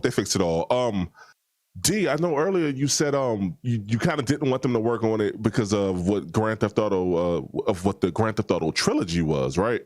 Now I get that, but the Grove Street Games ain't working on this. I can almost assure you that. I can almost guarantee you that, because if they are working on it, boy, that's going to be a dumpster fire. But Rockstar ain't going to allow that to happen. And see, I know it's not Grove Street Games, which boo on them. And people were just like, oh, Rockstar would never. But Rockstar's name is on those trilogies. They QA'd that shit, put a sticker on it, and put it on the shelf. I have more respect for Remedy than to do that. But the fact that Rockstar would have their name on that and think that shit was sweet, I have lost respect. But again, I hope it meets and exceeds expectations. Because at this point, we need games that are good. I'm sorry. Not tolerable, not above average, actually good, sensational, where you feel like you got your money's worth and then some. And I feel like the last 6 months, with very few exceptions, that's been the case. We're all basically waiting for bugs and all this other bullshit because that's just what it's been for so long. So I hope it's a win. To piggyback on that, like, nostalgia sells, and Indeed. That's why it's constantly you see a remaster, a remake, and like I said, with entertainment as a whole, like people are going to see these movies, these TV shows, and people are buying these games. I'll just say if it's anything like Max Payne 3, 1 and 2 will be cool. I'm straight with that.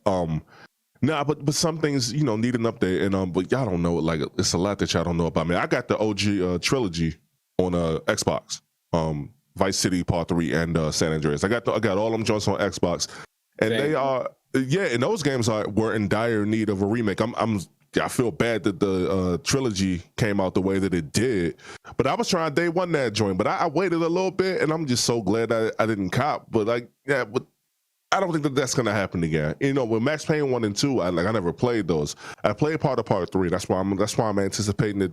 You know, seeing how Rockstar is like partnering with them on this one. I hope they're supposed to use a different engine, and I was trying to look that up as we were talking, but they said they were going to use like a new engine, and I don't. Unreal 5. Unreal 5. Yeah. Unreal 5. They're gonna use. Okay, I mean, and I don't know if y'all saw the. Did y'all see like the showcase? Unreal? Yeah, did y'all see the showcase? Because it looked. I mean, look, if you know how to use Unreal, and then it seemed like they really made it seem like it's like super easy to use. I mean, super easy for a developer to use, not like somebody like me and that, because I don't not get into all that. But if we are going to talk about that, like I like a lot of the features that they're implementing there too. I mean, so I expect things to just be on. I expect things to be on point, and I hope. Look, here's the one thing that I hope we don't get. I hope we don't get like the Hope we don't get like the Grand Theft Auto 5 like style of shooting, because boy, that thing needed to be updated from the moment it dropped back in 2013. For the people who don't know my history on Grand Theft Auto 5, I beat that shit in like 4 days on PS3. I ran through that joint. That joint a classic to me, man. Like I love that game. That's why I bought it so many times afterwards. But no, I'm looking forward to Max Payne. And plus, you know, it's game preservation for me. This is it'll be on PC. It'll be on current gen consoles and previous gen consoles, I do believe, if I read that right. So no, I'm here for that, man. And you know, hopefully they won't fuck it up. That's it. Like this. I mean, that's the best way for me to put it. Yeah, no, I mean that's it. Like I mean, their track record is mid at best. Like I mean, you know what I'm saying? Like I mean, so a lot of and then the games that people actually want, they refuse to bring. You know what I'm saying? Now this could be a little different because Max Payne 1 and 2, they were at their times they were good. Now I could come out and I could say Stronghold was a better controlling game. The 50 Cent game was a lot better feeling. Had you know what I'm saying had a better crazy vibe to it because it was just dope at that time. But for what it was dope. So you know, so I'm with you though. You know, so I like game preservation. Like that's why I support emulators. I want some of these older games to stick. That's why I was wanting to see how PlayStation was going to do the Spartacus situation with the older games, because I would have been on it 100%. Like if I had a chance that I could play Toshinden or Tabal or you know what I'm saying, Kuji the Hunter or whatever the case may be on you know, because PlayStation 1 was my goal.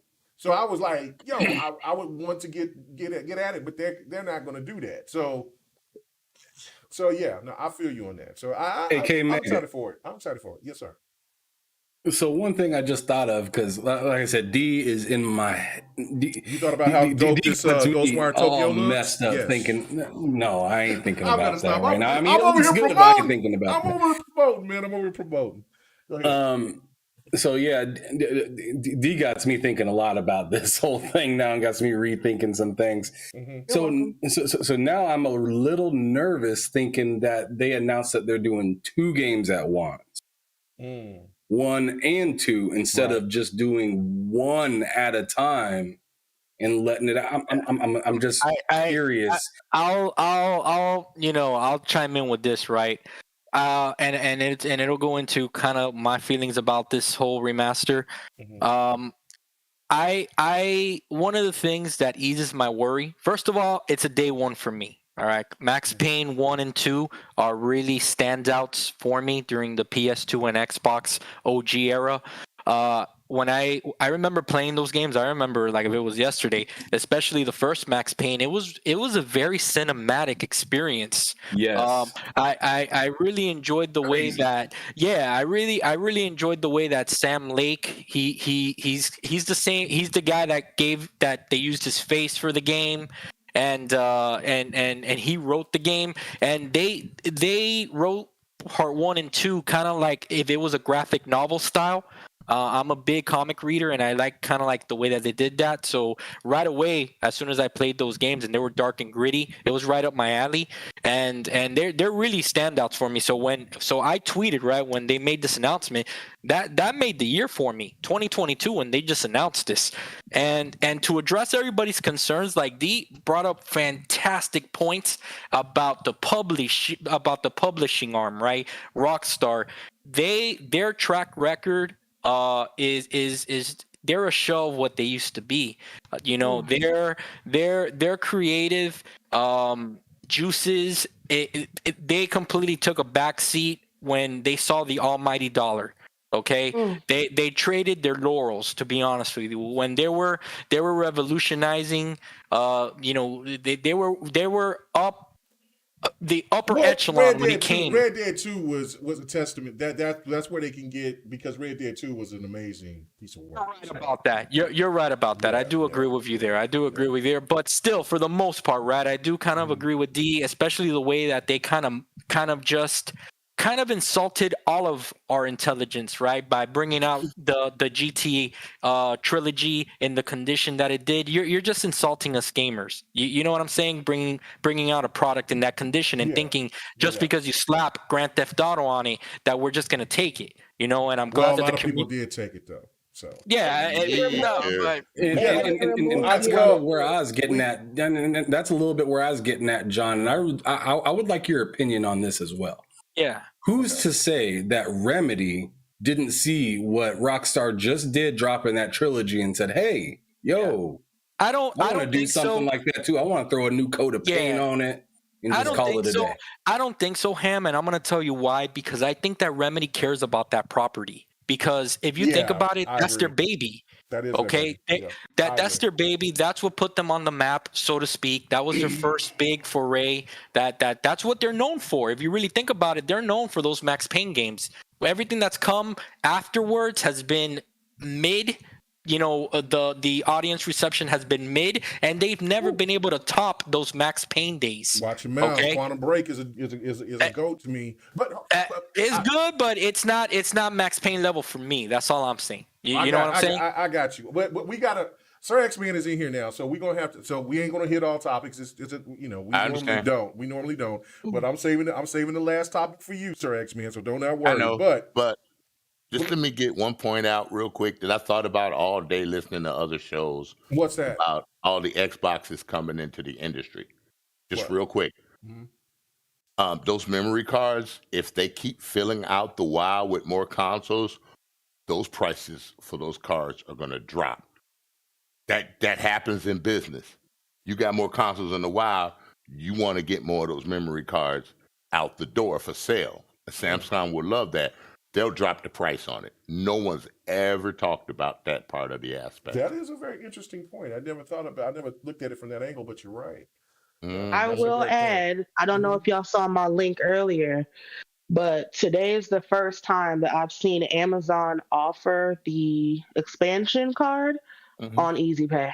Yeah, I saw you post that. Yeah, you did post that. So yeah, it's on Easy Pay. That's my homeboy Amazon knows the flow of where things are going. Yeah, they just ain't gonna talk about it. Yeah. All right. So the Unreal Engine 5 thing. Anybody who wants to talk about that, let me know, because we can skip past that and we can get to topic 4, because that's one of the main topics I want to talk to, and then we ended on Tomb Raider. But does anybody want to kind of address what we've seen with the Unreal Engine 5 showcase? It's pretty. Dope. Yeah, it does look great. It does look great. It just because I'll just kind of save that for next week. You know what I'm saying? Because the one thing I did want to get into the conversation with was, like, it's funny when you see that the PlayStation stands, they go crazy about anything they feel threatened by. They was threatened by Red Dead 2. They're threatened by Elden Ring. They were threatened by Zelda until they found out that Breath of the Wild 2 wasn't going to be coming out this year.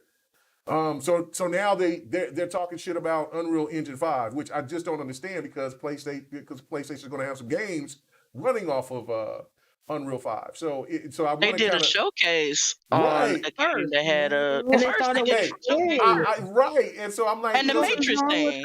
They promoted the Matrix thing. Right. And remember, they bought 10% stock of them. Right. They're working with Epic. So again, like, I mean, the Decima engine is a beast, but I mean, Unreal just seems to be at a whole nother level. And then we're hearing that the next big engine is Unity.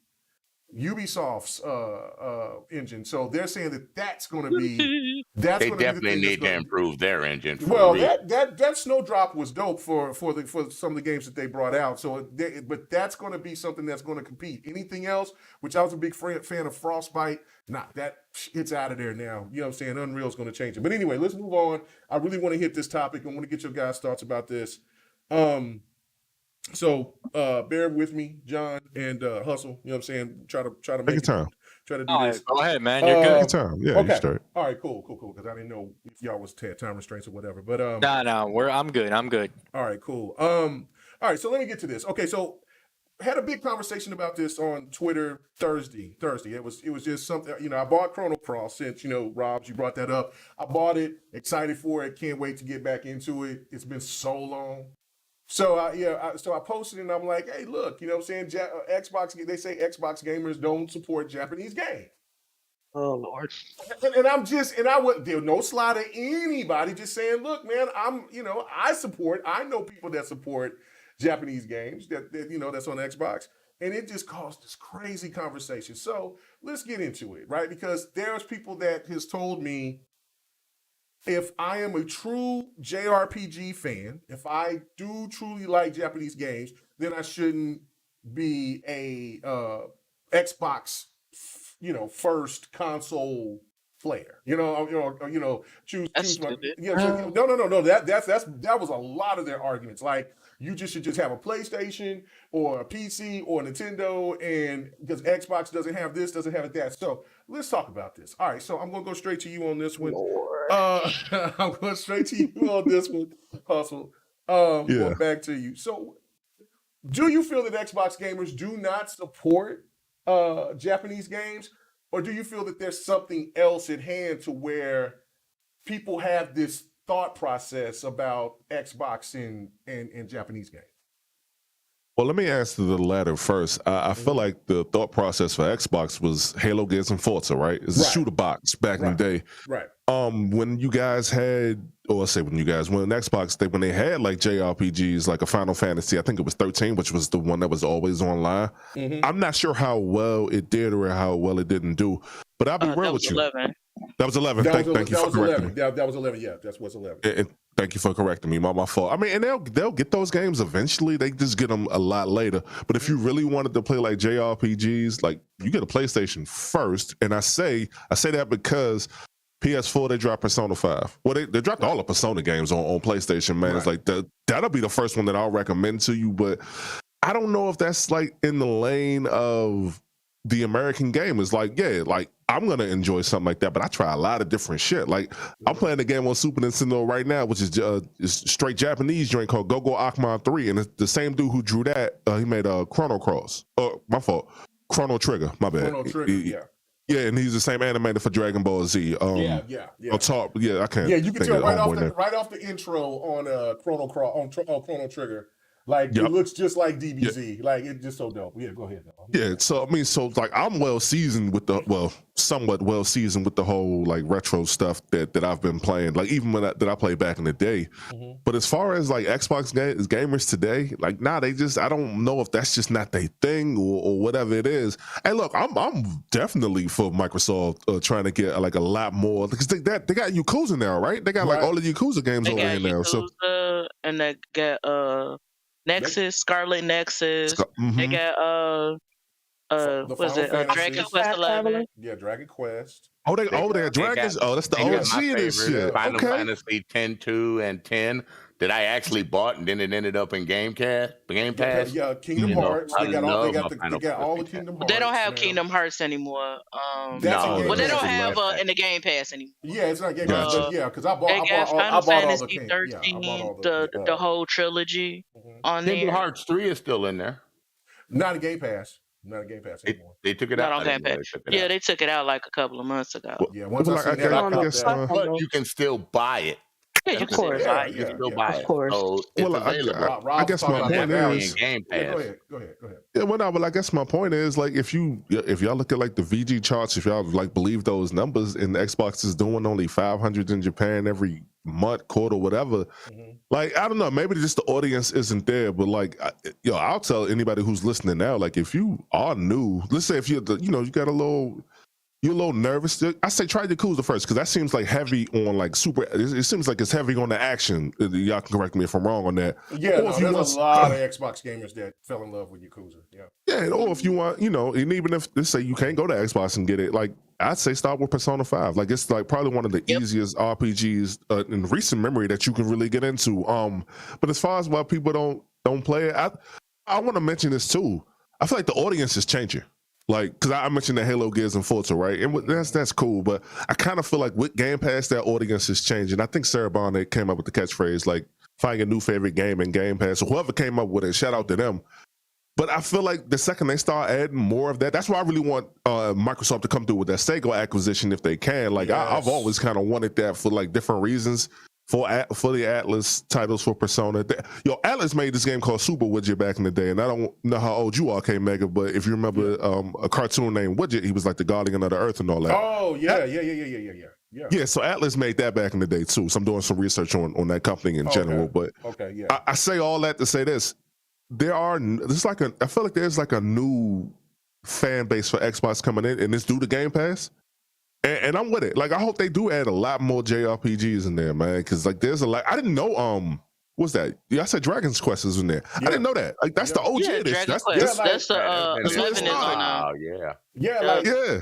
See, that a little bit of history, and I don't want to try to over talk somebody that's going to probably bring it up, but, like, it's more, so I'm going to wait till everybody say what they got to say, and if they don't say it, I'll bring up the games, but this is not just about JRPGs. This is about Japanese games in general, like Azura's Wrath and Attack on Titan, because those games are on Xbox. I got them. You know what I'm saying? And then you go further than that, like the Blade, because I'm a big fighter fan. So like they had Blaze Blue. They had even back then Guilty Gear, but then those games just stopped coming.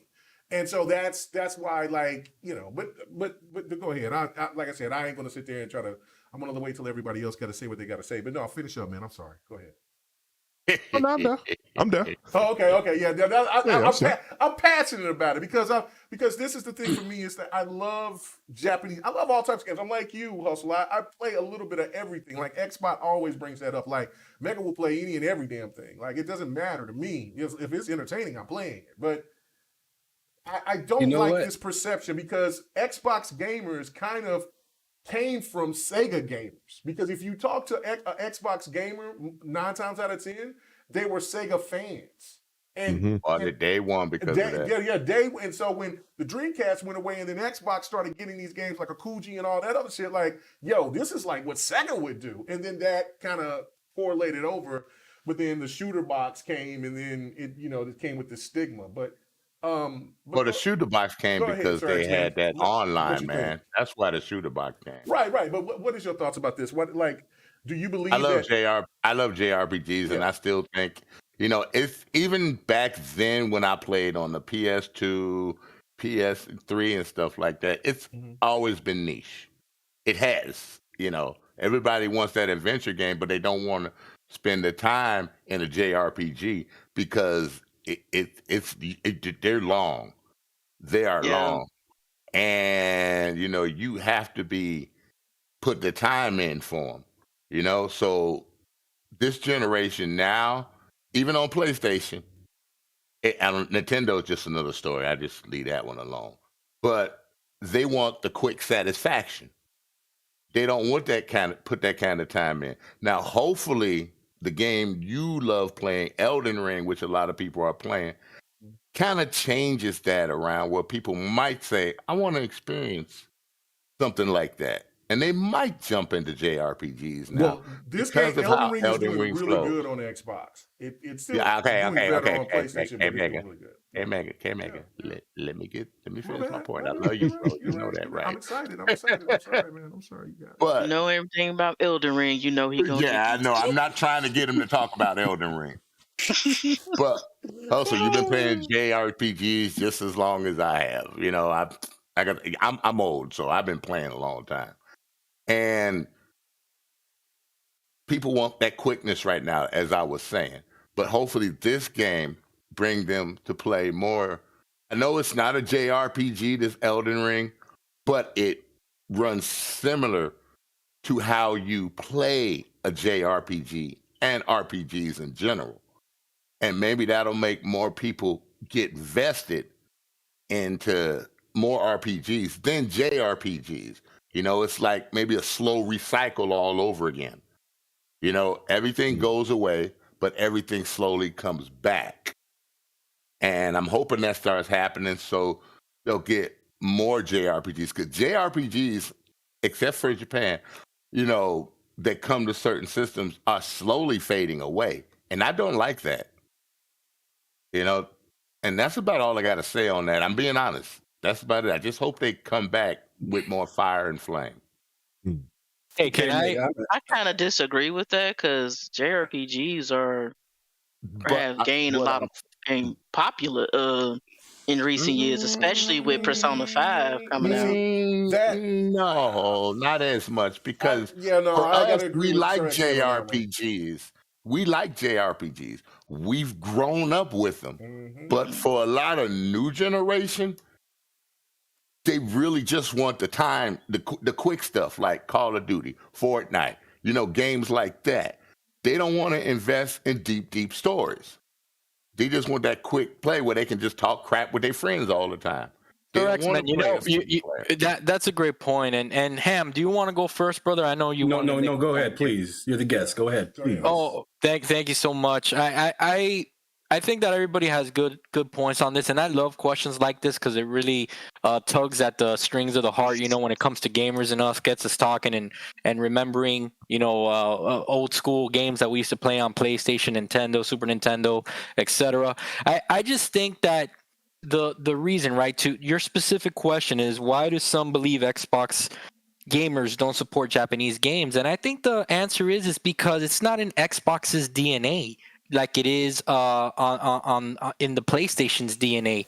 When that PS1 was released, Sony did a very good job at even taking away the Final Fantasy franchise from Nintendo away, if you really think about it, right? So they kind of solidified themselves as the home of the JRPGs, and I think that a lot of it has to do with that nostalgia that you have, like K Mega and Sir X-Men and Hustle, and I'm sure Ham and everyone else, that we all have that nostalgia feeling when it comes to JRPGs and wanting them to play on what feels like home to JRPGs, and that's PlayStation, right? But I do think that Xbox, since they launched the Xbox brand stemming off the Sega days, since they're an American company, they focused more on the American core audience. And not that they didn't try in Japan, because I feel like they've struggled so much in Japan, but because of their brand. And I brought this up on other shows that we touched on. I feel from the beginning, Microsoft should have branded themselves as the, you know, partner with Sega and named themselves after the Sega brand instead of the Microsoft brand, because I think that has really hurt them in that Japanese market. Because let's just call it for what it is. The Japanese audience, they're not going to really go and get behind an American company like that. They're more than likely going to want to side with the home field, you know, with the home territory, which is the PlayStation and Nintendo, you know, and I think that that's kind of where Xbox kind of messed up, that I wish that they would do something about that.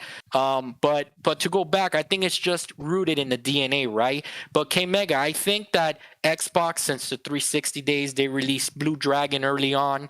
They released Lost Odyssey. Great game. Number And that was two. really...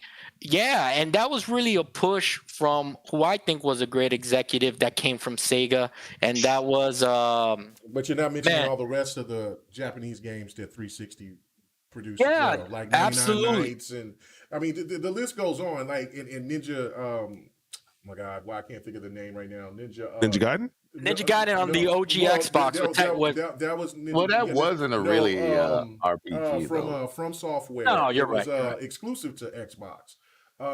Why can I think of the name of that? Otagi. No. Well, Otagi, that was on the OG Xbox. I'm talking about on the 360. They had another exclusive, which was Ninja. God damn, I can't think of it. Go ahead, though. You know what I'm saying? But finish your point. I'm sorry. So I think that to really answer your question and understand why it's perceived that way, it's because it's not in the Xbox's DNA the same way it's fabricated into the PlayStation DNA. Let's think about this, right? And I'll end on this point. Yeah. The PlayStation brand didn't have first-person shooters in their DNA really until they got in bed with Bungie, in my opinion. They had to go to Bungie and put Destiny on their box during the PS4 era for that first-person audience to gravitate towards the PlayStation. You know what I'm saying? They had resistance. No, they did, but it just, in my opinion, is about Xbox. I don't want that to leak into that because that brings in a whole other can of worms. But I got you. I got your point. I got your point. Yeah. But go ahead, Ham Solo. What was you going to say? John kind of took the words right out of my mouth right there. Because so first. No, that's fine. Respect the guest. Respect the guest. No doubt. But yeah, I just kind of want to kind of piggyback on that a little bit. Like, we got to remember, like, you got to conquer your own home before you go out and branch out and figure out things. There is a reason Xbox is really behind on JRPGs and whatnot. And it's not that the fans don't like them. They just know what they're good at, and they're exercising that as much as possible to gain a good audience, and then they'll start to trickle into other things. They got extremely behind with the Xbox One era with doing that because of their focus. That part is true. Was all in the wrong place. But now their focus is strictly back into games. And, you know, it's not, I mean, you go back to 360. It's not that Xbox has never dabbled with, you know, JRPGs and whatnot. They had JRPG games. I mean, but they veered off so much with that whole Xbox One console, and now they're kind of playing catch up. And those people that they used to be sitting in those offices with, you know, they got to redo whole deals where Sony doesn't have to do that anymore. They have that same rapport because they're doing things consistently with them. Xbox needs to figure out their whole consistency with it, and they'll be fine eventually. But right now, they're just playing a game of catch up with themselves. That is absolutely right. Now, I agree with that 100%. Ninja Blade, that was the game that I was thinking of. Oh, that was a great game. Yeah, that was a really fun game. But anyway, there's more. But let me go to you on this one, Robs. So you said you disagree with me, because and me and Sir X-Man about you know, JRPGs is because Persona is kind of like a different animal. But when you look at games like Ni no Kuni, but I always call it Noonie Kuni, you know what I'm saying? They're like those games. They aren't getting the same type of love like they used to, in my opinion. But I don't know. Prove me wrong. Tell me I'm wrong. Well, with Persona 5, because I'm a huge Persona fan, Mm-hmm. with Persona 5, it got people's attention. It did. And it's got people's attention. That's why you see more JRPGs on all consoles, even the Xbox, because they just got Tales of Arise, and they didn't have a Tales game since Vesperia. Well, that was on Xbox already. Yeah, that was on Xbox. They didn't, because I wanted that's one of the reasons why I wanted Xbox, because I'm a Tales fan too, so I wanted to play that game. But now it's on everything. But anyway, but yeah, I do disagree with that, because with Persona 5, that got people's attention, and with some of these games coming out like Persona 5, then you got Dragon Quest 11. You have because Dragon Quest 11 was strictly PlayStation, it was strictly PS4. Then it came on the definitive edition came on the Switch, and now it's on, and they used that edition to get it on everything else. Like, people, like, I understand what you guys are saying, like, this generation want that quick fix, but there are also people in the generation that wants that story, that wants to sit through that story and have good gameplay as well. Because Persona 5 has excellent gameplay. And if you go, and if you ever do go back to the other games, those has great gameplay. Yeah, no, I Great played Persona since gameplay, 3. music. Yeah. Music. Yeah. Shoot. I just haven't beat 5 yet. Yeah, I beat the original 5. I haven't finished Royal, so I might go back to that. Yeah, but yeah, like it's I think JRPGs are starting to gain a popularity now than they probably used to have. But see, I didn't grow up with JRPGs. I think I started playing once I got the PS3. But yeah, and to answer the main question is like I agree with John. Like it's Xbox is like an American brand, and they go what their audience is, and their audience is mainly like shooters and mainly like shooters.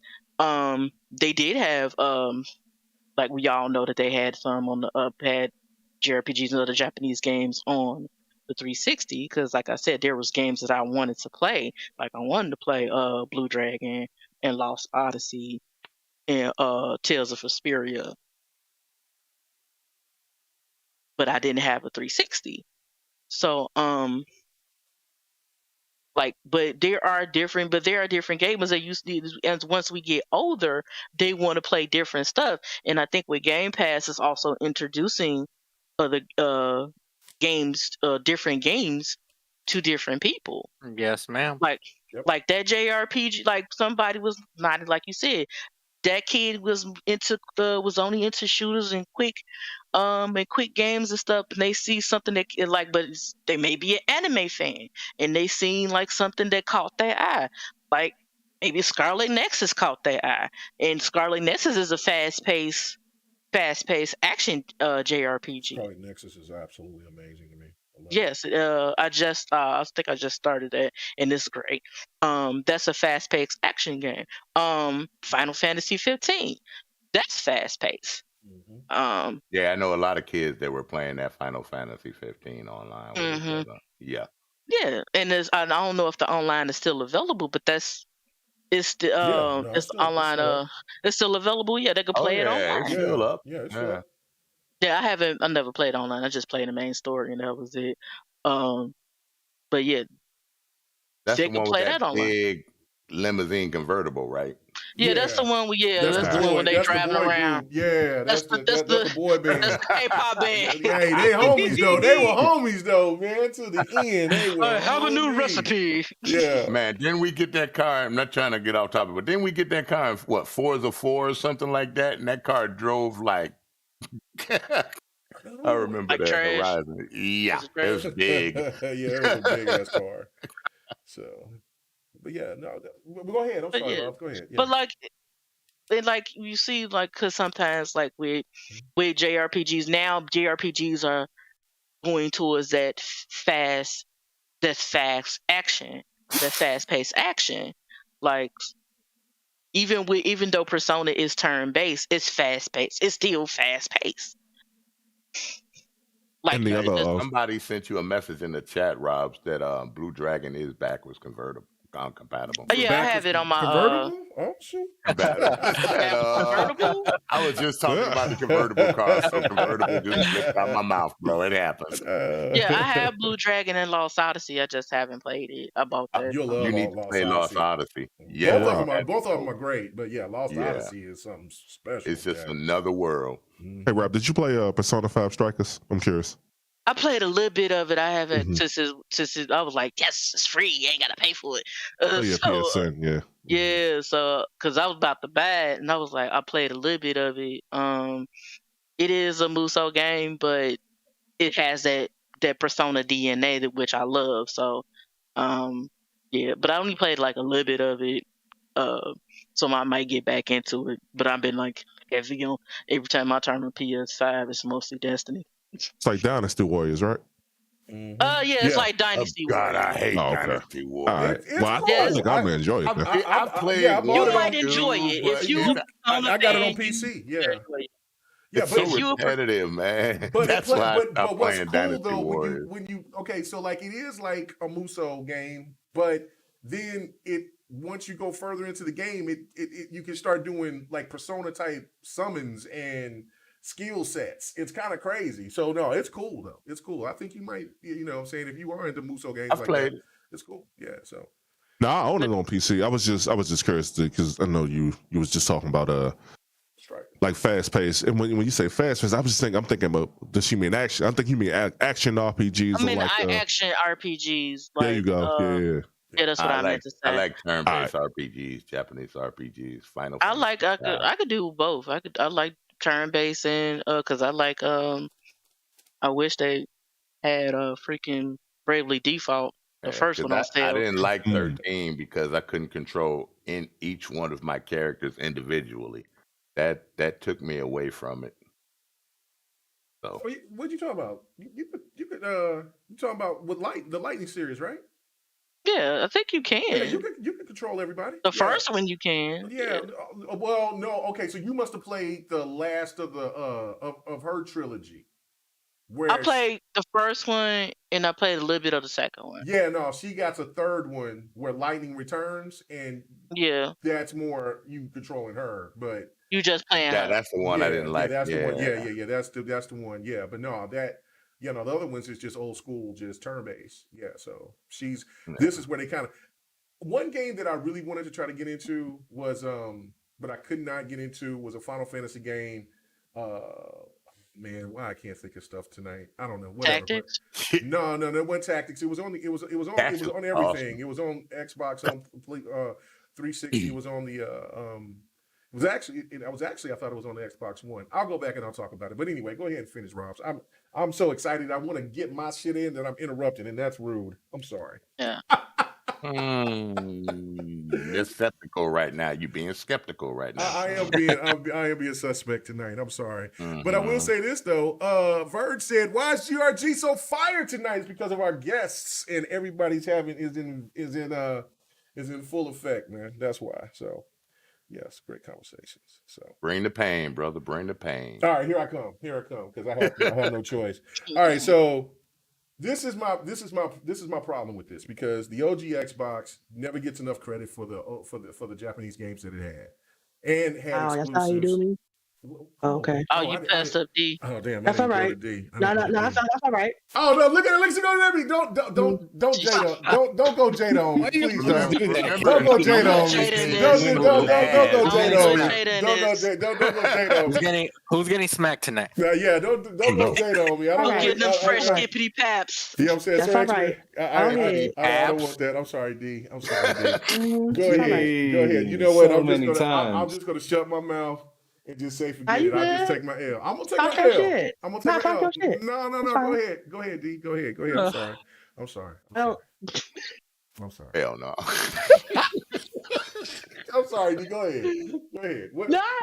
No, go ahead. I'm not giving you shit. Go ahead, because I don't do JRPGs, so I really don't have a hat in the race. But okay. I just know how you skip me again. But go ahead though. I didn't skip you again. When did I skip you? When was the last time I skipped you? Bro, you skipped her many times. Multiple times. I was listening. Sorry. Go ahead. How you gonna just come on here and just start? Tell your story, bro. I'm done. I don't even have a story now. I'm done. You know what I'm saying? I'm getting out of here. We got one more topic. We gonna get the hell out of here. All right. So all I'm just saying is, look, Xbox do have Xbox has a perception, and I don't like that perception because there are a lot of Xbox gamers I know that play Japanese games, me included. The Xbox One though, generation did stunt the growth because the OG Xbox 360 was like at its height, at its apex, and had a lot of great Japanese titles. Then, of course, they just everything just went left. I don't even know what was some of the thinking of some of the games that they were thinking about bringing. Like, I mean, the beginning of the Xbox One era was great, but then they just got so indecisive. And then the games that I would love to see another Quantum Break. Give me another Recore. Recore was a good game. I mean, it wasn't the best game, but shit, give it a sequel, it would be great. Knack wasn't a good game, but they at least got a sequel. Hell, I'm hearing it's going to have a third title. So you telling me you can't give me another recourse? So I don't know. The Xbox One was such a weird generation when it came to the game aspect. But I'm just gonna leave it at that. Just saying, I do take a little offense of it because there's a lot of us out there, but I get it because there's a perception out there that Xbox gamers don't appreciate Japanese games, and there was older YouTubers that was once Xbox gamers that were trying to talk about that they didn't like Japanese games, but now they capping for them and shit because they cap for PlayStation now. But the fact of it is that you shouldn't listen to all that bullshit. You should there are some really great Japanese titles out there, and people should get their hands on it. And I hate the fact that Sony does what they do by trying to hold it, but that's their business. It's like you were saying earlier, hustle is like shit. Xbox got to pay a little bit more money to win. You know what I'm saying? So we gotta eventually get these personas, work it out with the developers in Nuni Kuni and try to get those guys to be on board with Xbox once again, so we can start seeing a lot more, and especially with fighters. Like it makes me sick to my stomach that Guilty Gear is not on Xbox or cross tag battle. And then on the 4 arena. Oh, Blaze Blue. Well, the new the latest Blaze Blues. No, or Night Birth. Like I'm like, what is going on here? Or EX Layer. Like, what is happening? But I just we gotta start getting all those games. If they're not truly exclusive and they just only pay a little bit to sit there, just pay a little bit extra to get a lot of these games over, man. Because it just makes no sense to me that if we can't get an opportunity to play them, then how are we going to know about these games? I mean, you see what I'm saying? So you might get your Yes, wish. Just real quick. piggyback. Go ahead. Yeah, I'll be right back. Let me let my dog in. It's about to start thunderstorming outside. I'll be right back. Oh yeah. Okay, Hey, K Mega, you might get your wish though, because the more Xbox consoles that are going to be out in the wild, the more some of these other companies are going to say, it don't have to be Game Pass. Let's give some of those games over to Xbox so we can increase our money flow. It could happen. It could happen. I agree. It could happen. Yeah. Because Xbox is definitely starting now. to take over that mind share. They haven't got it. They haven't got it fully yet. But the opportunities that lie is that if they can do what you're saying, then and then because I mean that's what happened with the 360. K Mega. I was You remember when during E3 when Metal Gear Revengeance was announced? That was huge for the Xbox brand to have that representation. Yeah. Is that Godfall I'm watching right now? Yes, sir. That's Godfall. You gonna join me, Sir X-Man? And playing Godfall? Six player co-op. Nah, when I get a chance, me and Rob's got to finish Gears too. I heard what you said about me at the show about the Gears thing, Robs. Yeah, I forgot about that. Oh my goodness. Okay. You just had to follow K Mega, didn't you? Oh man. But that you're a snob? You know what? I'm gonna download it to my PC, so then I'll play it with you. Here it comes with the 3 screens. But anyway, 36. I have a quick question. Yes, go for it. Yes. It's kind of rhetorical ish, but why is it me? And please tell me if it's just me. Why is it that there's always this vetting process for Xbox gamers? Why is there always a subject where it's just like, you're not a gamer because this? I feel like there's always something. Like, I don't, is it just me? But there's always something that's a subject that's brought up. What was the other thing where you was talking your shit, K Mega, that somebody was like, Xbox gamers don't put 100+ hours. They don't want to put 100+ hours. Right. And I was like, where y'all getting this shit from? Like, is there a book? Like, where are y'all getting this from? Because it's always something. The Stand Commandments. It's called the Stand Commandments. That's what. Oh, that's great. We're gonna use that. We're gonna use that, John. The Stand Commandments. That's right. I honestly thought that's what you were doing. Elsa always talk shit about PlayStation. I can explain where that comes from.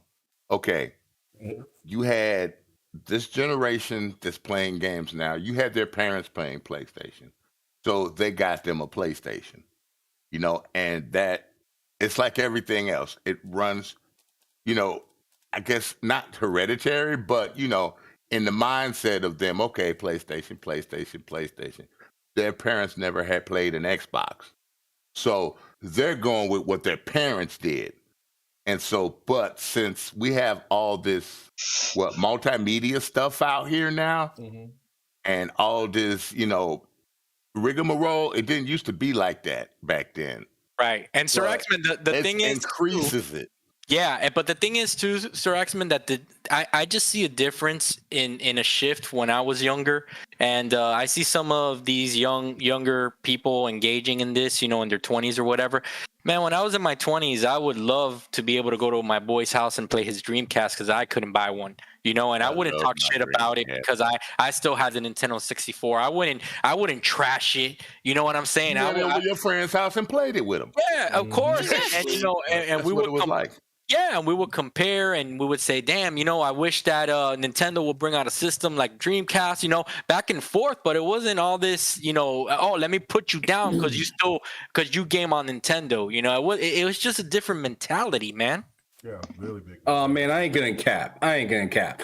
Me and the boys back in the day, we used to dog on each other because bro had a Nintendo and I had a Sega. We dog on each other, but we couldn't wait to get to each other's house to play it. Especially when Mortal Kombat came out back in the day. It was like, oh, you got blood? I'm coming over your house. Yeah, but the difference is, right, that when I would go to my boy's house and I would play NBA 2K, I wouldn't trash it. I wouldn't say, "Oh, that game is trash compared to this." I would give it its props. I would be like, NBA Live guy. I used to be a big NBA. I used to like live a lot more, to be honest with you. Yeah. But still, I respected the 2K brand for what they were doing for that genre. It's like I give them their props. I prefer live and I prefer this engine, but still, I give respect, you know. And I think that's what's missing in all of these conversations. Is just like tip your hat, man. Tip your hat and just say, "Hey, that's gaming right now." Because I was in a generation where gaming was almost gone. Right. Well, yeah. So these people should be happy that you're able to play now. It doesn't matter about the system. It matters about you having fun and enjoying yourself. That's what actually I taught my boys. They grown up now. Respect all systems, and we played all systems. We didn't have no bias towards nobody. My friends, we didn't have no bias for nobody for what they played. I mean, I just enjoy Xbox, and I love PlayStation still. But I just enjoy Xbox because of the community that I've grown up with over the time with Xbox and Xbox Live. You know? So I play where my friends play. I don't knock another console. And these people need to get over that. If your friends love PlayStation and you play with them more, don't knock another console. Play where your friends are. There's nothing wrong with that.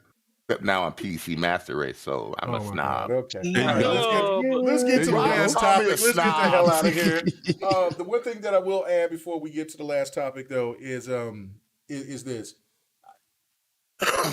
On one side, JRPGs don't get the same type of love like they used to. But they deserve it. Except for some. Like Persona broke the mold. Persona 5 broke the mold. Because if you go back and you look all the way to the before Persona became the bigger darling, the darling of that series, because the original series that was on Nintendo and on PlayStation, how you say it, Shimigami Tensei or whatever? Shimigami Tensei. Yeah. Like, you know what I'm saying? I was playing those games. I was playing Decode and all that, watching animes. I was telling you about how I was watching the Guyver and Ninja Scroll and going, like, you couldn't do that back then. Like, see, like, Hustle, I don't know how old you are, but Sir X-Man, I know that, you know what I'm saying, you would know. You know what I'm saying? I don't know how old everybody on the well, I kind of know how everybody is, but you couldn't go to the homies and start talking about anime like that. You just couldn't. I see people that was wearing wearing Digimon and Pokemon shirts, getting their ass beat, like bro. Hey, I like Digimon. Don't you diss Digimon? I love Digimon, but I would love it for a distance. I can't be on the football field. I was mad when PlayStation got the new Digimon game. I was mad when PlayStation got the new Digimon. I was hating. I ain't gonna lie. Okay. I was hating. But you know what? I wasn't upset about it because that's on the console. Yeah. If you want to play it, get the console. Yeah. I wasn't mad about it. No. And see, that's the thing. I'm not mad about that. I just think that if it's an exclusive. Like, let's just say Final Fantasy VII Remake was a true exclusive to PlayStation. If they owned Square Enix, if they acquired Square Enix and owned Square Enix, yeah, I gotta buy PlayStation. I ain't knocking it. But because of the way that the way that they have been hustling gamers for years, like there's a big reason why I always thought Tekken was synonymous with PlayStation until I seen Harada walk up in the Xbox stands at the during 2018, and I said, "What's doing up here walking? Wait a minute, is Tekken finna come up here to Xbox? Wait a minute, like what?" And so then it goes into that, and then you got backwards compatibility, and you got all this other shit, like what's happening? And then he's announcing Tekken 7 and shit like that. Like, if those games aren't owned by that company, then they should be able to come out. But it seems like PlayStation only gives them so much money for them to go ahead and get to be on their platform, and then most of them, there's only few that falls into the cracks of really making a profit. The other ones, one game that that's a lot of loot. But I'm saying, but some of these games don't get all that loot because they know that they're not going to get all that type of money. They it seems like they finesse them to think like, yeah, if you sent that to Xbox, you probably ain't going to get that type of money. If you put that on Nintendo, you might not get that type of money. So we'll just give you what we think that what the game is going to be right up front. And then, but that's changing. That's changing, Kay, and you can see that the market is but like changing. EX Layer was the one game that it was the game that came on PlayStation and it came on PC, and people was like, "Hey, are you going to bring it out there?" It took them a while to get that game on PC because they didn't hit their funding. So there's a lot of JRPGs out there that just isn't getting that recognition because people aren't flowing to it. Just because PlayStation is the place for these games, that doesn't mean that they're selling like hotcakes, and so like that's why this shit should be open. You know what I'm saying? Because some of these games are coming on PC and they're not selling really well. There's one thing, Kay, that I think that Xbox is gonna really want to take advantage of JRPGs in the Japanese market, and that's gonna be xCloud. If they recognize that that's their key into the Japanese mobile games. Exactly. Right. That is Xbox's key. That's their bread and butter, though. There you go. So their internet's better over there than ours. So that's going to change. Hopefully, that's where I see. Player. Hopefully. Yeah, that's where I see Xbox shifting the focus to xCloud in Japan and really pushing, and they're gonna need those personas to release on xCloud if they really want to push ahead in that market. That would be my suggestion. It's not just xCloud. They actually like this because most of the people in Japan live in small places. Yeah, the Series S. They really like the Series S over there. Yes, sir. That's a big seller over there. And I mean, it's helping out. It's helping Microsoft a lot. Plus, it's cheaper. Yes, sir. Right. Because the yen is a lot of money over there. And just to touch base, like these companies, like with the remasters and the remakes and stuff, these companies are bringing out remakes and remasters on systems that it was never on before. Like, that's true. Yeah. Please remaster Stranglehold. That's all I gotta say. It's like, look at Chrono Cross. It was a PlayStation game. Now it's on Now it's on is on the is it on Xbox too? Yeah, I bought it. Wasn't Chrono Cross on Nintendo as well? Chrono Trigger was on Nintendo. Chrono Trigger was on Nintendo. Yes. Yeah. Mm-hmm. Well, it was on PlayStation too, but I heard the PlayStation version, the PS1 version. Chrono Trigger was on Nintendo. I did not know that. Yeah, it's on Super Nintendo. Yeah. Mm-hmm. No. I knew it was on Nintendo. I thought you said it was on PlayStation. It's on PlayStation too. Chrono Trigger on PlayStation. I did not know that. That's what. It was a PS1, but I heard the PS1 version was not very good. Ooh, shit. I just heard. I haven't played it. I played it on the DS, so I'm mad. I missed my game. But anyway, but yeah, like these games are being ported over to other systems. Like I said, look at Dragon Quest 11. It was on PS4 first. Then it became the definitive edition on the Switch. Now it's on the Xbox. Look, and Godfall. Look at just look at these games that are being ported over now, like Final Fantasy VII Remake. It's on PC. I thought Godfall. Yeah. I thought you needed that fast SSD to play. Nah, I'm just being messy. Oh man. No, that's with Ratchet and Clank. No, that's Godfall. No, They said Godfall that was too. Godfall. Oh wow, you I'm just didn't being messy. I'm just being messy, I guys. know. All right. Okay, so let's move on. It was a great conversation, but like I said, we got to move on. So let's go talk time about to the Tomb Raider. big boy. We'll get to Sir X-Men, what he came in here for. So there was reports of Tomb Raider is going to be made in Unreal Engine 5, and it's going to come out here sometime soon. So, and what I'm saying, as me, I'm a huge Tomb Raider fan. I think Sir X-Men is probably the biggest, but I don't know what everybody else thinks. So, Sir X-Men, I'm going to leave you for last, so you can have the biggest say so. I know, but real quick on your point, because I heard you yesterday, you didn't know the name of the first person that she was fighting. It's Miss Natla from Natla Corporations. That's it. You're right. You're right. Okay, so like I said, you're a bigger fan than me. I've been with Tomb Raider but I haven't played every Tomb Raider because I kind of faded away once on the 360 era. So I didn't play. Played everyone. Yeah. So no, Wow, you're a super fan. Yeah. Oh, I'm a super Tomb Raider fan. That's what made me buy a PlayStation 1. Yeah, but yeah, I know why you got it though. You know what I'm saying? No, it wasn't because of that. I just like. Okay, I'll explain Triangle everything when it's my turn. Triangle, cones. Anyway. Oh yes. It wasn't about that. It was about the story and the action, man. Yeah, it was the first real 3D adventure game out there. Polygons at all, man. I got you. And the sweat eyes, yeah. And that damn ass dinosaur. Fuck. Oh, the dinosaur wasn't that. But anyway, okay, so basically that's coming out. But there's also a rumor that's going around here, and it's really interesting because Crystal Dynamics is working on Perfect Dark. The person that's in charge of all kind of like with gaming at the initiative, and I think gaming overall. You know what I'm saying? I think Matt Booty is the person that's in charge of just watching over everything within gaming, seeing how they flow, how when they're going to come out, the budgets, all that other stuff.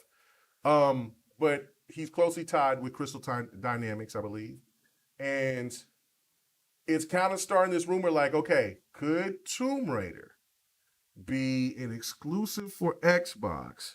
Because a lot of people are trying to put two and two together between the connection with the person that was once with Crystal Dynamics is now with Xbox and is now working at the initiative, and now Crystal Dynamics is working on Perfect Dark. Could this all lead to maybe Tomb Raider being exclusive for Xbox, and they can have their own type of title, female protagonist that's on the same realms of Nathan Drake. So let's go to Ham Solo on this one. What do you think, man, on both fronts? Are you excited for the news about the new Tomb Raider? And do you think that this rumor has any relevance whatsoever? Excited for it? I wouldn't say that exactly. I haven't been a big follower of Tomb Raider. The stories are pretty cool. I did get, Epic dropped those 3 games for free, so I had to get that. I ain't stupid, and so I mean I got those, and I did play a little bit of the first one of the 3, and it was pretty enjoyable. But it kind of reminded me why I wasn't really that big into Tomb Raider. There's a lot of puzzles that I just didn't really care to solve and stuff like that. I'm just being completely honest. But as for the talks for possibly being exclusive, I think it doesn't go much further than maybe like exclusivity for a few months or something like that. You know how Xbox does their kind of short exclusives, but I don't think it'd be. Yeah. They do some pretty, but they do short ones compared to Sony does a freaking year or 2 years or something like that. So I think it'll be maybe a short like a timed exclusive, but I don't see it being. I don't see them running away to Xbox with Tomb Raider. It just that would be a weird move to me. Now I understand that Sony did that with Final Fantasy, but that's kind of Sony's strategy.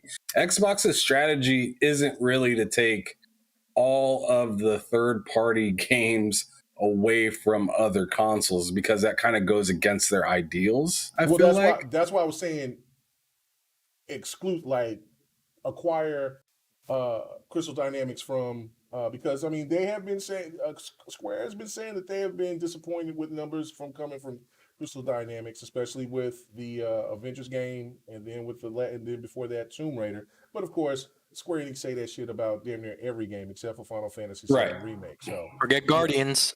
Yeah, and well, don't forget Guardians. They said the same thing about Guardians. So Guardians, and that's all freaking Outriders. Like they say that about every. I mean, they're disappointed in everybody except freaking Final Fantasy, is what it feels like. Right. That's what they did in like it seems like every other game to Square Enix is like the bastard child. Right.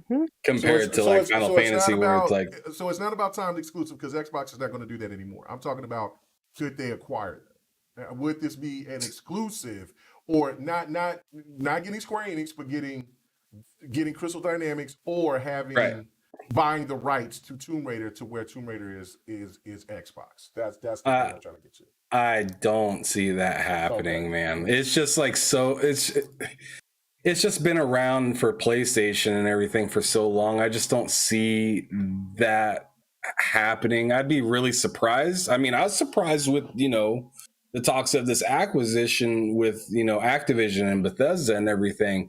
But I feel like Tomb Raider is kind of Crystal Dynamics Call of Duty, And I don't think they'll take the opportunity to hop over to just one console with that game. I think maybe they'd want to finish working on this game with the Initiative, and then they launch that game and then they get acquired by them. I could see that happening a lot more than Tomb Raider being exclusive.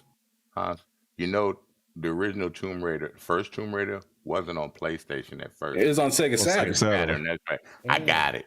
I got the original. I did not know that. I knew that. Oh yeah, I didn't know that because I didn't have a Saturn. Yeah. I know that, but like the rapport wasn't very long with. No, because it came out like about a month or two later on the PlayStation. Exactly. So I'm just saying they've built a long history with PlayStation with Tomb Raider. Oh yeah. And it got that's where it got super popular, everything was super different looking than everything is now. Like this new Tomb Raider is nowhere near the original Lara Croft was, same ideals, but totally different type of game.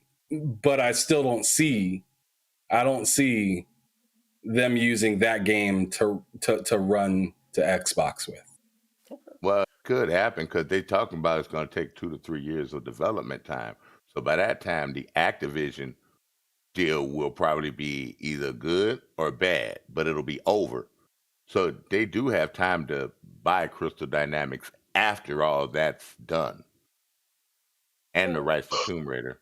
Okay, well, Sir X-Men, you're going to get your time.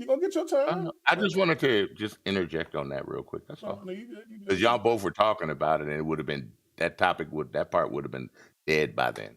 Well, yeah, no, that makes sense too. I mean, I don't know. But D, I ain't forgetting you, D. I ain't gonna forget you, D. She gonna come to Oklahoma and smack you, dude. She gonna bust my ass with that. Okay. So D, what do you think, man? Are you excited about the news about Tomb Raider? And do you think that there's a possibility that maybe Tomb Raider could become exclusive on the Xbox from just acquire, they could acquire them? Or do you think that there maybe a deal between Square Enix and Microsoft? I mean, what do you think? Do you think that anything like that is possible? Before I speak, is this confirmed or is this rumors and speculation because I didn't see anybody retweeting a confirmation. It was just like sources have said it's in the works. So is it confirmed by these companies? It's confirmed from It's them confirmed. it's confirmed that they're coming in there using Unreal Engine 5. Because So they there's showed not. it, and they showed like a pyramid in the sand, so it's confirmed. Yeah. What's the name of the game? We don't know yet, but they are don't know making. yet. They said we're making the new Tomb Raider. Yeah, it's in pre-production or whatever. Yeah. Okay. With that being the case, I don't think they'll do a timed exclusive or an exclusive on Xbox for that game. They did it before. I don't recall what the result of it was as far as there was a backlash. It was very There bad was. for yeah. I remember. Yep. Because I was just like, y'all, I know this, y'all are mad about it, and I understand, but this collector's edition, y'all should get it because it has everything. And to me, it was really sad because to me, out of the trilogy, Rise is my favorite one. The DLC was solid. Everything about it was, I don't know. I really, really liked it. So I don't know about any more acquisitions. With this last one kind of getting the attention of, Congress members, I'm not sure. I feel like they're going to kind of lay low for a while, at least anything major, because they went from 7 billion to 70. So that's a lot. Not that I think Crystal Dynamics is worth 70 billion, but I feel like they're going to put, kind of lay their heads low. But I don't think they're going to do any kind of exclusivity for Tomb Raider, given, like you said, the backlash for the last game. So we'll see how it goes when it's like officially announced with a name and, a concept of some kind, and not just here's a picture of a pyramid. Like, there's more to it. I don't like when there's like we're working on it. Like when people are going nuts, like Grand Theft 6 just got announced. No, it didn't. They just confirmed that they're in pre-production, which they could just have concept art. Like it's not an announcement. But you know what I mean? they're saying is they're going back to the pyramid time, D. He's about to become the Lara Croft that we know. That's what they're saying when they put that 4 games later. Yeah, like they did an origin story. 4 games later. They created an origin story for Lara Croft because there was never one. There was never an origin story. You're right. Never. Yeah, and to go back to your point with Microsoft, the backlash that they got when they made that announcement that it was going to be exclusive, all indications are that game wasn't going to be made if Microsoft wouldn't have interjected themselves.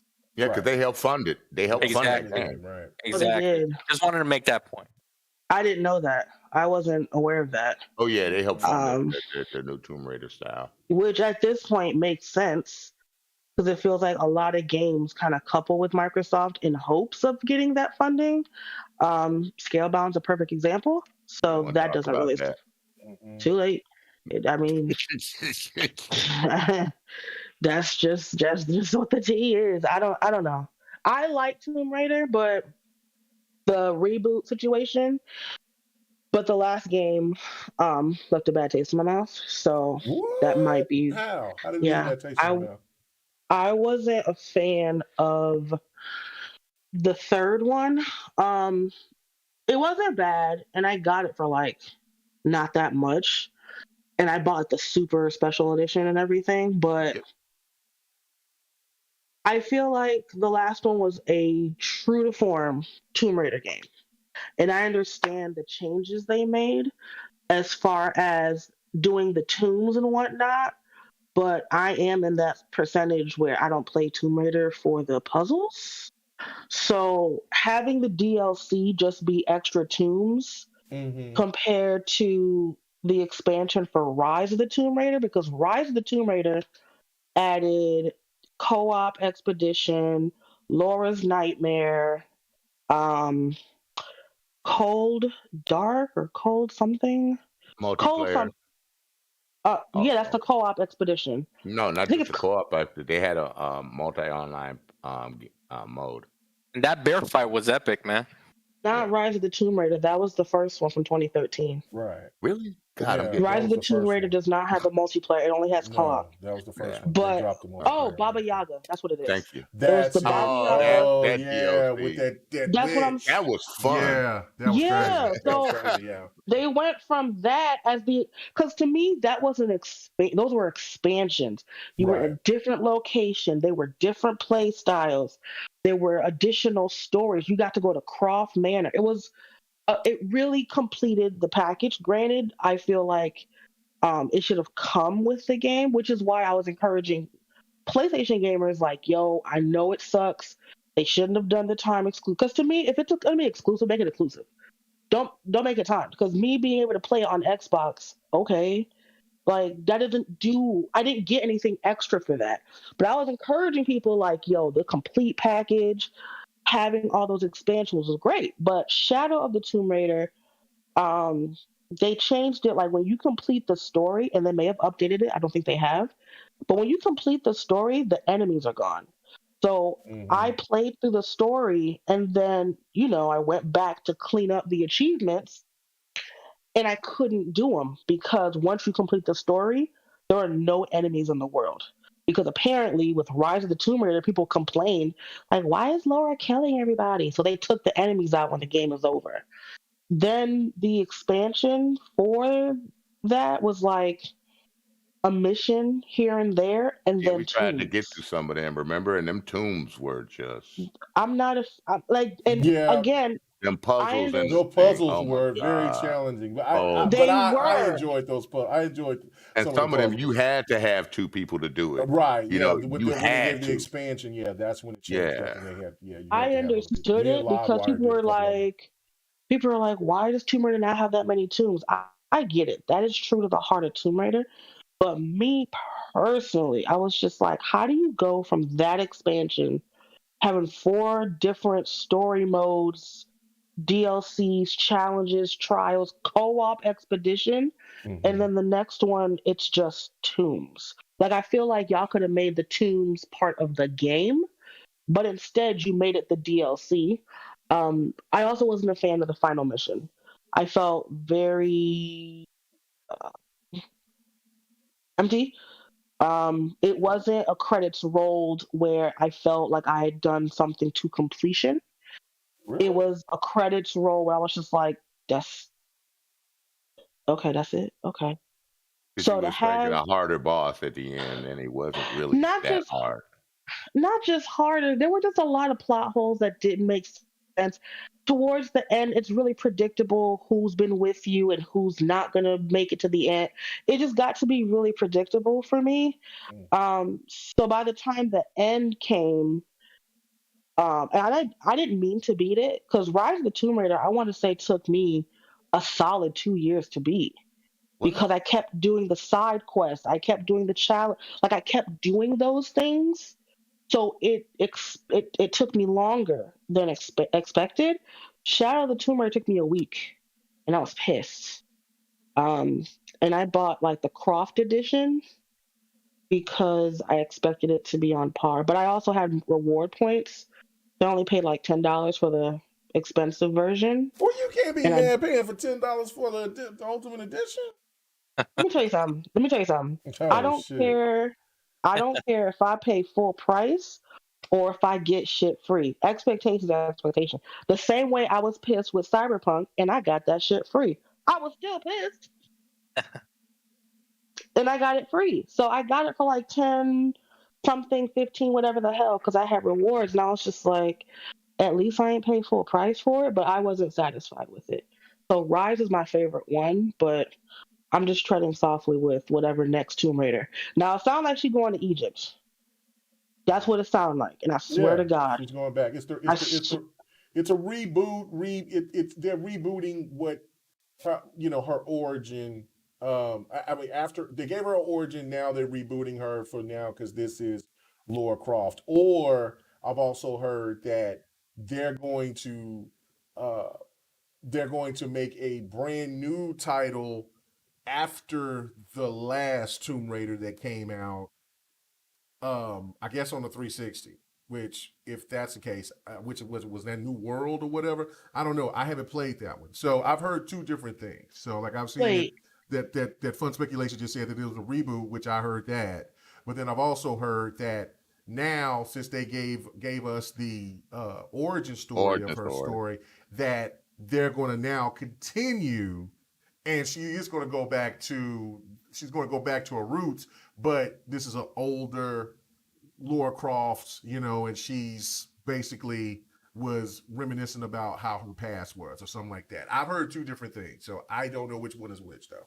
See, and that's my problem nowadays. Not that you shouldn't, be excited or anything. I like things that are concrete.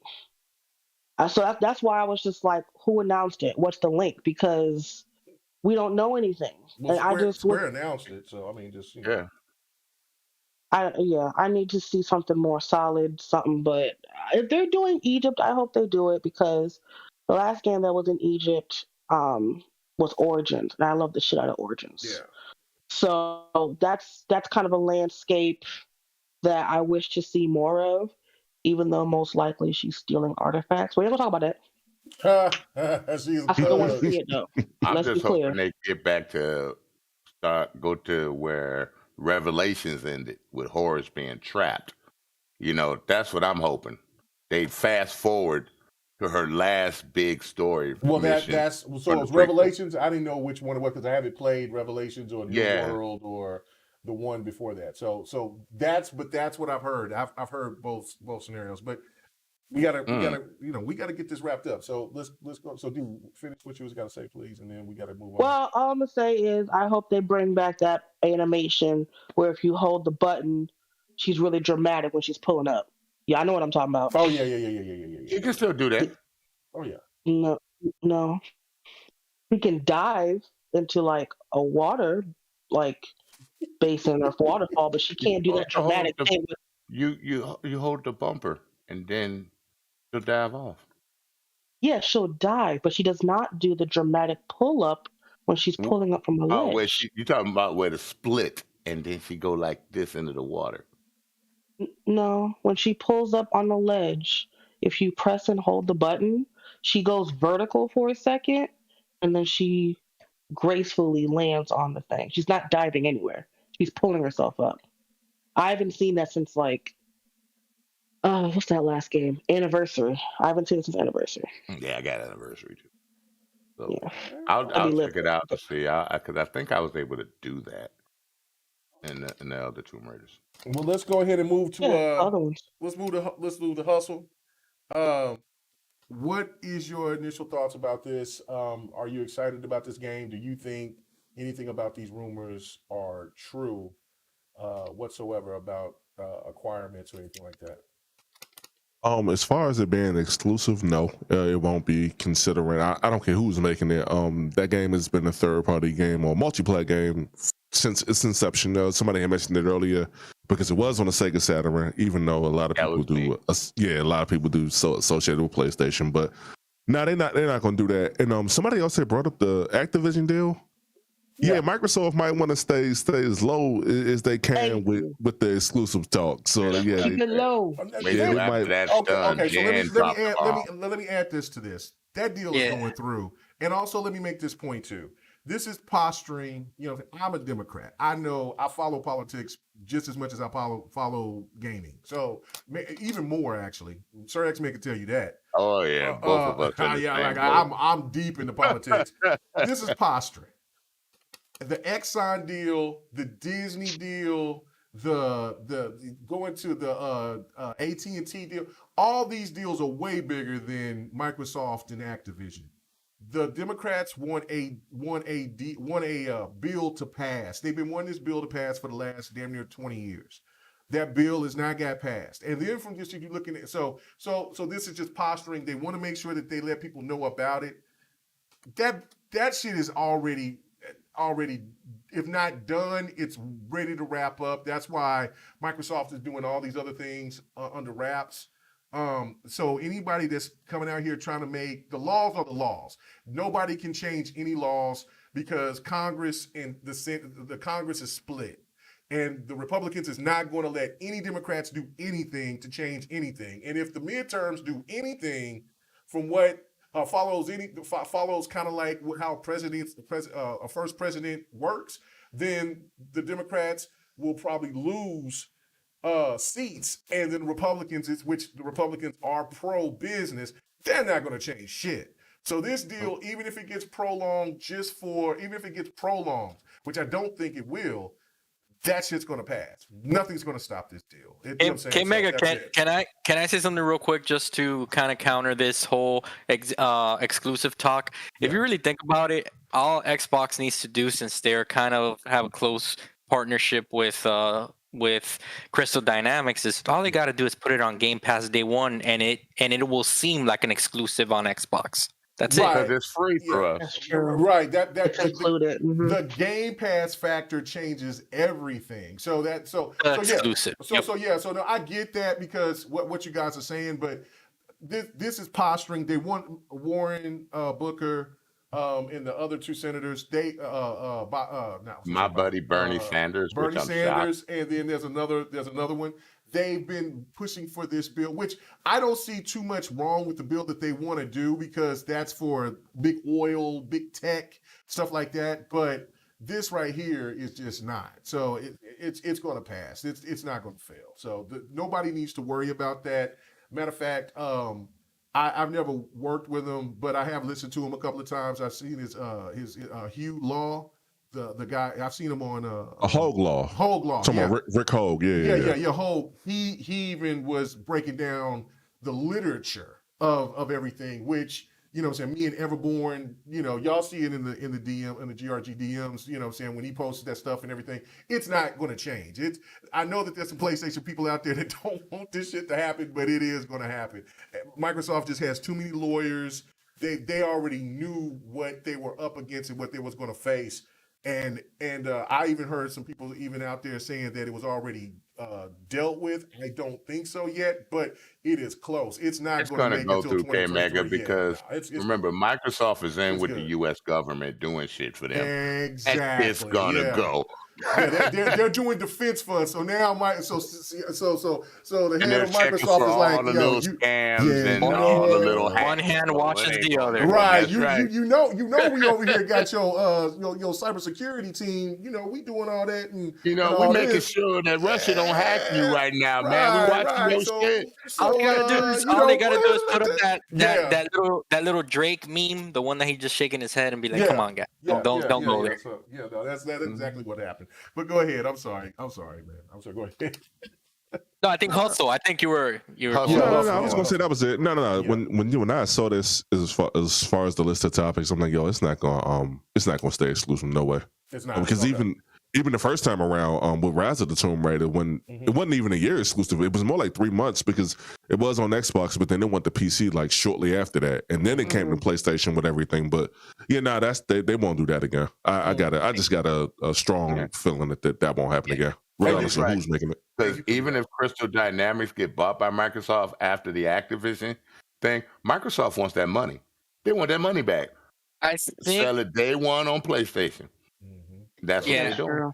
I think that Phil, I think that he would love ideally to have that Tomb Raider IP to kind of be the counter to the Uncharted.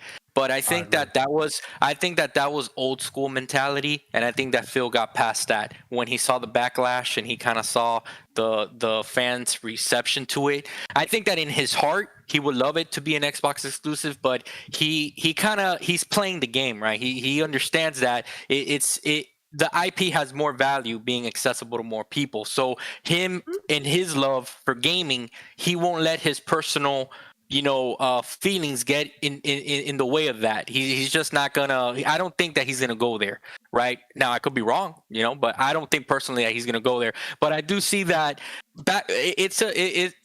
it's two different things, right, Kay? Because you're asking, can they buy Crystal D? I think that Microsoft would love to have Crystal D on board, but I just don't know if Phil would agree also to bring over that Tomb Raider IP because of that. The developer, Crystal D, for sure, all day, any day. But to bring over that Tomb Raider IP, I think that Phil would be hesitant to do it, just because of the fan backlash, and just it would kind of work with kind of the perception that Xbox is trying to put out there, which is, we're for gamers, we're not against gamers. You get what I'm saying? And yeah, that's exactly what I said. I said it goes against the grain of everything that they believe in to just I don't think all of anybody a cares sudden anymore. take that IP of all things that they could possibly do in the future, take that IP away. That's been around for PlayStation for so long, and you already seen what happens when they try to do it once. I don't think anybody Why cares reignite anymore. that? I don't think anybody cares anymore because of Uncharted. I really I don't. think you're right. No, I think you're right, Kay. But the thing is that I think that's Phil from 2017, whatever, 2018, whatever year that game came out. Well, that's why I was making a point that he would not do that. There is no way in God's green earth that he is going to do a timed exclusive. I don't think that's it. We're ever going to see that anymore. That's what I'm saying. But is it a possibility that they could be acquired? And that's fine. For sure. That's the question, because I do think that he wouldn't mind having Tomb Raider up against Uncharted. But somebody in the chat also brought up about Indiana Jones, but we don't know how long that deal is. And so we don't know if that's going to be a exclusive deal for multiple games. So, and if not, Bethesda's making that game though, aren't they? Making a studio. So it's going to be an exclusive. No, it's going to be exclusive. But I'm saying, but we don't know how many games they have slotted, because that's a Disney property. You see what I'm saying? So we don't know if Indiana Jones would be that up against that title up against Uncharted, because we don't know if it only got signed for 1 or 2 or maybe just a trilogy. If you had Tomb Raider on Tomb Raider, then that's yours, and you have that can counteract against Uncharted. You see what I'm saying? So, well, here's what's going to counteract it, K Mega. Yeah. Tomb Raider Day 1 going to Game Pass. There you go. And then they put the Tomb Raider logo on the on one of the console boxes, showing it. Tomb Raider, the new Tomb Raider is going to be on just on Xbox, I just say it like Sony does. I think that's why That's why I'm making that point, Kay, that inside Phil's heart, do I think he wants it in his pocket? I think so, right? I just don't think that it's just not good business to do so. That's all. That's if the Microsoft way now, right? Yeah. That was the old Microsoft, but this is the new Microsoft and Xbox. Okay, so he's thinking about all the gamers. Okay, so Robs, what do you think? Is this something that you would be interested in, a game, and if you want to include your thoughts about exclusivity, things like that, then let us know. But is this something that you are looking forward to, knowing that this game is going to be coming out? Well, I only played like a little bit of the first game. I haven't played the whole trilogy. Which first? I did. The first reboot. Okay. Yeah. So you never played the old ones ever, I played the old ones. I played like I think I played like the first and the second one back in the day as a kid. Oh yeah, with the dragon, and you had to put that blade in his heart to kill the dragon at the end. That was the second one. I think that was the second. I don't remember. It was like I was a kid. I remember all of them. Yeah, I know. Oh man. But anyway. Whatever. But yeah. I'm not saying I was excited. I know my friend Queen, she might be excited. She loved those games. So she may be excited for a new Tomb Raider. Exclusivity? I don't know. Did they did a time exclusive on all three or just one of the games? Just Rise. It was the first Rise. Right. It was just Rise. They did a time exclusive, but like you said, they had so much backlash. I don't think they're gonna do that again. I don't think Square are gonna do that again. You never know. That's my take on it. All right. Okay, Sir X-Man, here you go. There you go. What do you think? You excited? Played every Tomb Raider ever made. I'm excited. I'm always excited. I buy Tomb Raider day one. I take a week vacation off so I could I could try to beat it. If every year I take a week vacation since the beginning. So yeah. I'm excited. I saw the clip. I saw all the info on it, and it's not going to be exclusive because Microsoft wants the bag. Even if they do get Crystal Dynamics, it's going to be on all consoles, but it's going to be on next gen consoles because you're going to have that 5. And you got to think about it. Who do you think if it comes out in a year or 2 years, it's going to have more next gen consoles out there in the wild? You know what I'm saying? So, people they're going to try to find it, but if Sony doesn't come out with a reboot or get more consoles out there, more people that like Tomb Raider are going to go to the next system. Advantage 2 is going to be in Game Pass day one. I already feel that. I already know that because Crystal Dynamics is still part of Square Enix. So they still work with Microsoft to make games. So hence, I'm sure there's a collaboration going to come there somewhere where it'll be in there day one.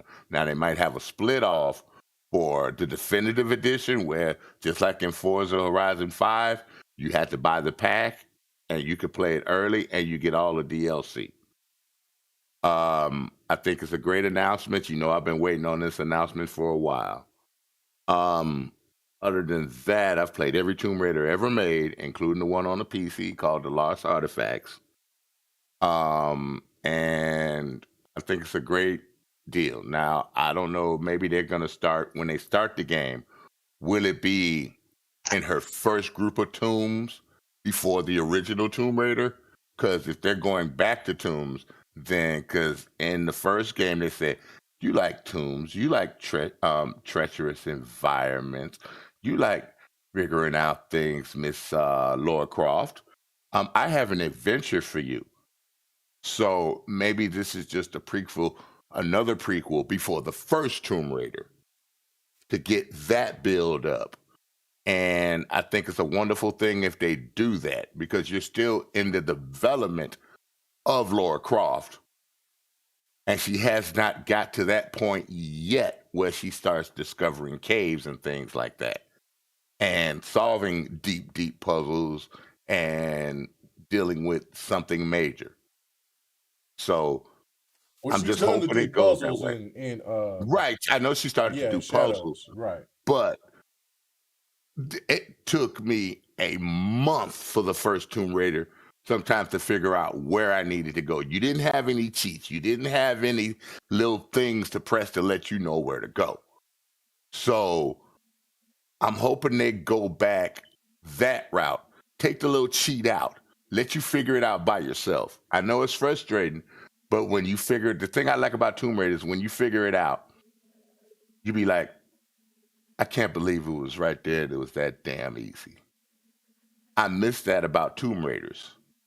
And I want them to go back to that route, of the beginning. And all the guns that she has now, okay, I can understand that. And Tomb Raider Anniversary had a lot of those elements in there. But I don't want the what do you call that? The grappler or nothing like that. I want to be able to traverse it on my own accord. Grappler hook is going to be the thing. That's the popular. I know. But when I die, I die. I'm like, oh man, I got to start it over again. Because believe it or not, the first Tomb Raider was like playing a Dark Souls. I'm not going to lie. Because every time you died, it was brutal. And if you didn't hit a save point, you had to go all the way back. So I hope they bring that aspect. They probably won't because this is a new style of Tomb Raider. But stay with the Lord. Don't do like what the Halo series did on Paramount. We ain't going there. Just keep it real and true. Come on, man. Just keep it real. No, I like the series. I like it. because it's a prequel to. All right, let's not it's go a left. prequel We got to to get out of Rise. here. We got to get out of here. All right. Yeah, let's not go left. I hope they stay with the tradition of the real Tomb Raider after that, after her announcement, after her new reboot, after her prequel. That's all I'm hoping. And I'm hoping they can, if they go there somewhere in the series after the last revelation. Just build more story till you get to that point. Because a lot of us Tomb Raider fans want to know what happened to Horus. Because at the end of Tomb Raider Revelations, it was like if Horus ever gets out of his prison, because she made sure he stayed in there, he could end the world. And they need to go back there. Tomb Raider fans have been saying that a long time. So, and then came Angel of Darkness to revive Lara Croft. And yeah, I beat it, but it was not the best Tomb Raider. It was probably one of the worst Tomb Raiders ever. But that's all I pray for, man. That they just keep it true to form after these prequels came in. And I think it's going to happen. Question is, we don't know how long it's going to take them to develop this game. They'll start probably showing some concepts and things like that, but they're not they're not going to give away some of the stories. You know, we might see it at an E3. I'm not going there. We might see it at an event somewhere where they show some of it after they really start getting into it. You know, I don't need a full story, but just give us some teasers to let us know what's happening. Because I'm taking vacation the minute it comes out. I might have to take 2-week vacation for it if it's going to be as big as I think it might be. And that's pretty much it. Okay. All right. Yeah, he said he's going to take 2 weeks off. Yeah. I'll take time off for Tomb Raiders. Everybody knows that. There's going to be I'm pretty sure it's going to be a pretty big game, but yeah. Oh, man, what you doing playing Zone of the Enders, man? What you mean? Because I play everything. I'm playing Zone of the Enders. I play everything, man. You know what I'm saying? Like, and I was enjoying myself. I ain't played it in a long time. Oh, I love Zone of the Enders, Zone of the Enders is great. One of the last great Kojima games. Anyway, even though I did sneak and get the Kojima game. What was that? Death Stranding with the DLC for like I found it somewhere for $8. It was like normally 17 for everything, but then I had some. Yeah, to snag it. I had some points on CD keys, and so I was like, you know what, $8, why not? You know what I'm saying? So I went ahead and. Is it on PC or console? Oh, you can. Oh no, PC. I got it on PC. So Master Race, baby. Go ahead and say it. Go ahead and say it. Yeah, anyway. Anyway, all right, guys. Thank you so much. We're about to get the hell out of here. So let's do our outros. I do appreciate the guests sticking around. Man, you know what I'm saying? Hustle and motivate, man. Definitely appreciate it. Hope this ain't the last time. Know we went extra long. I was trying to get out of here at least by 10:30, but you know what? This kind of I know. Sometimes I thought, you know what I'm saying? I thought, but you know what? Listen, it you know what I'm saying, it happened. I hope you had a good time, man. But if you didn't, if people didn't know, let everybody know where they can find you at, man. The link will be in the description because we have a lot of people that listen to us afterwards. So let people know.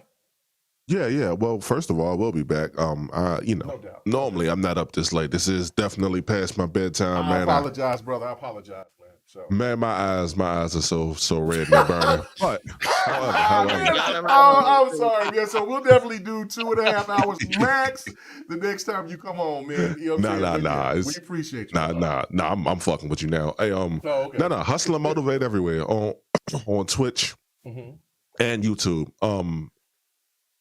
Let me not dive in. I just did a video. I read. Yeah. I just did a video. Man, sleep. Man, I got my sleep mask ready. No, I just did a video on 7 things that I want to see. Huh? I said he's taking off clothes right now. He's getting in the bed while he's talking right now. Yeah, it's almost over for you, boy. But no, I just did a video on 7 things that I want to see in Teenage Mutant Ninja Turtles Shredder's Revenge. Yes. So y'all can check that out. Dope. Yes, sir.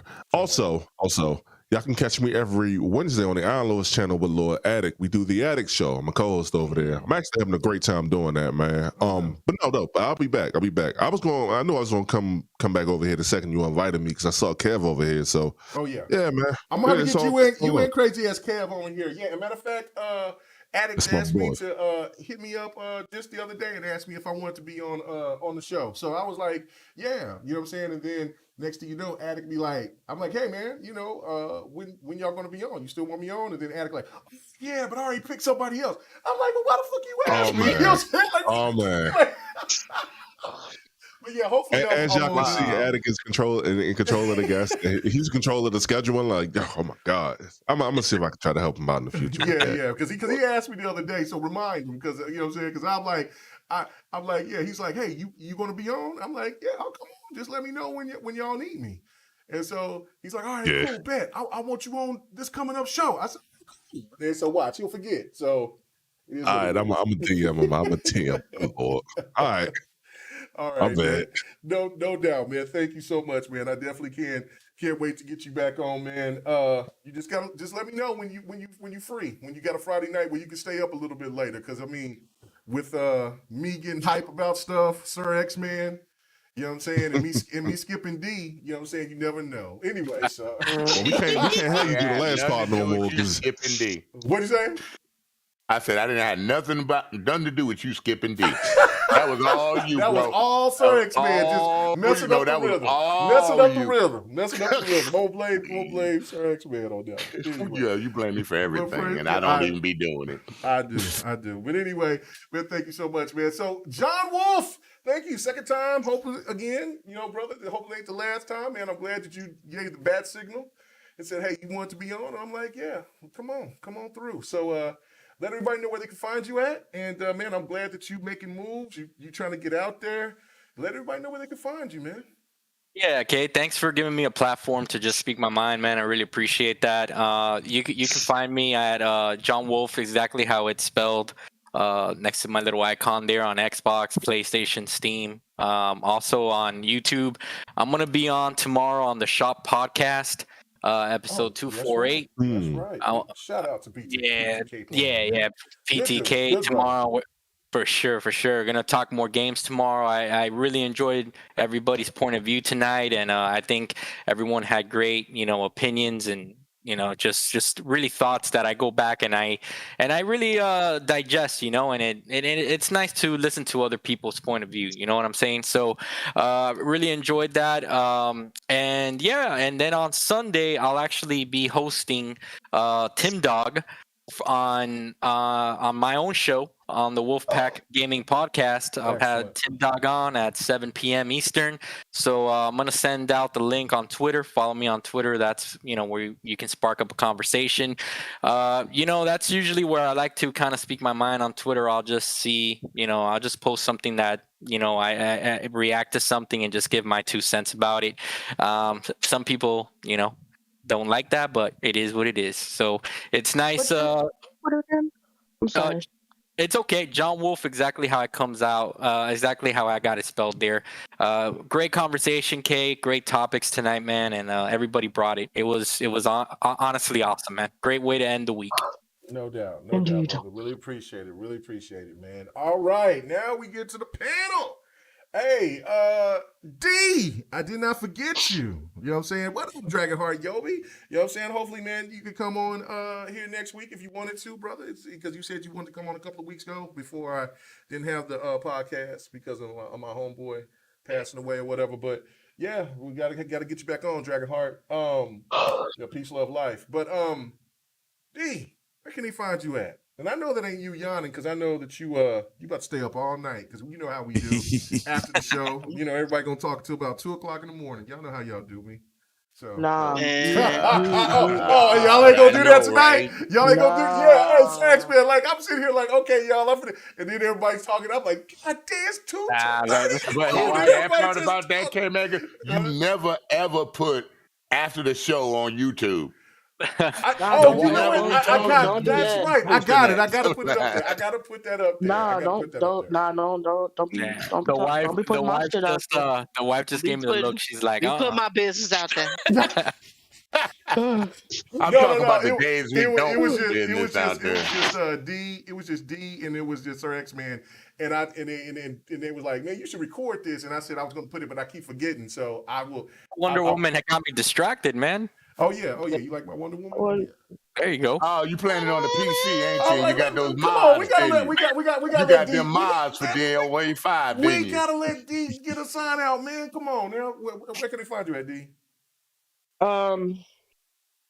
They can find me sleep because your girl tired.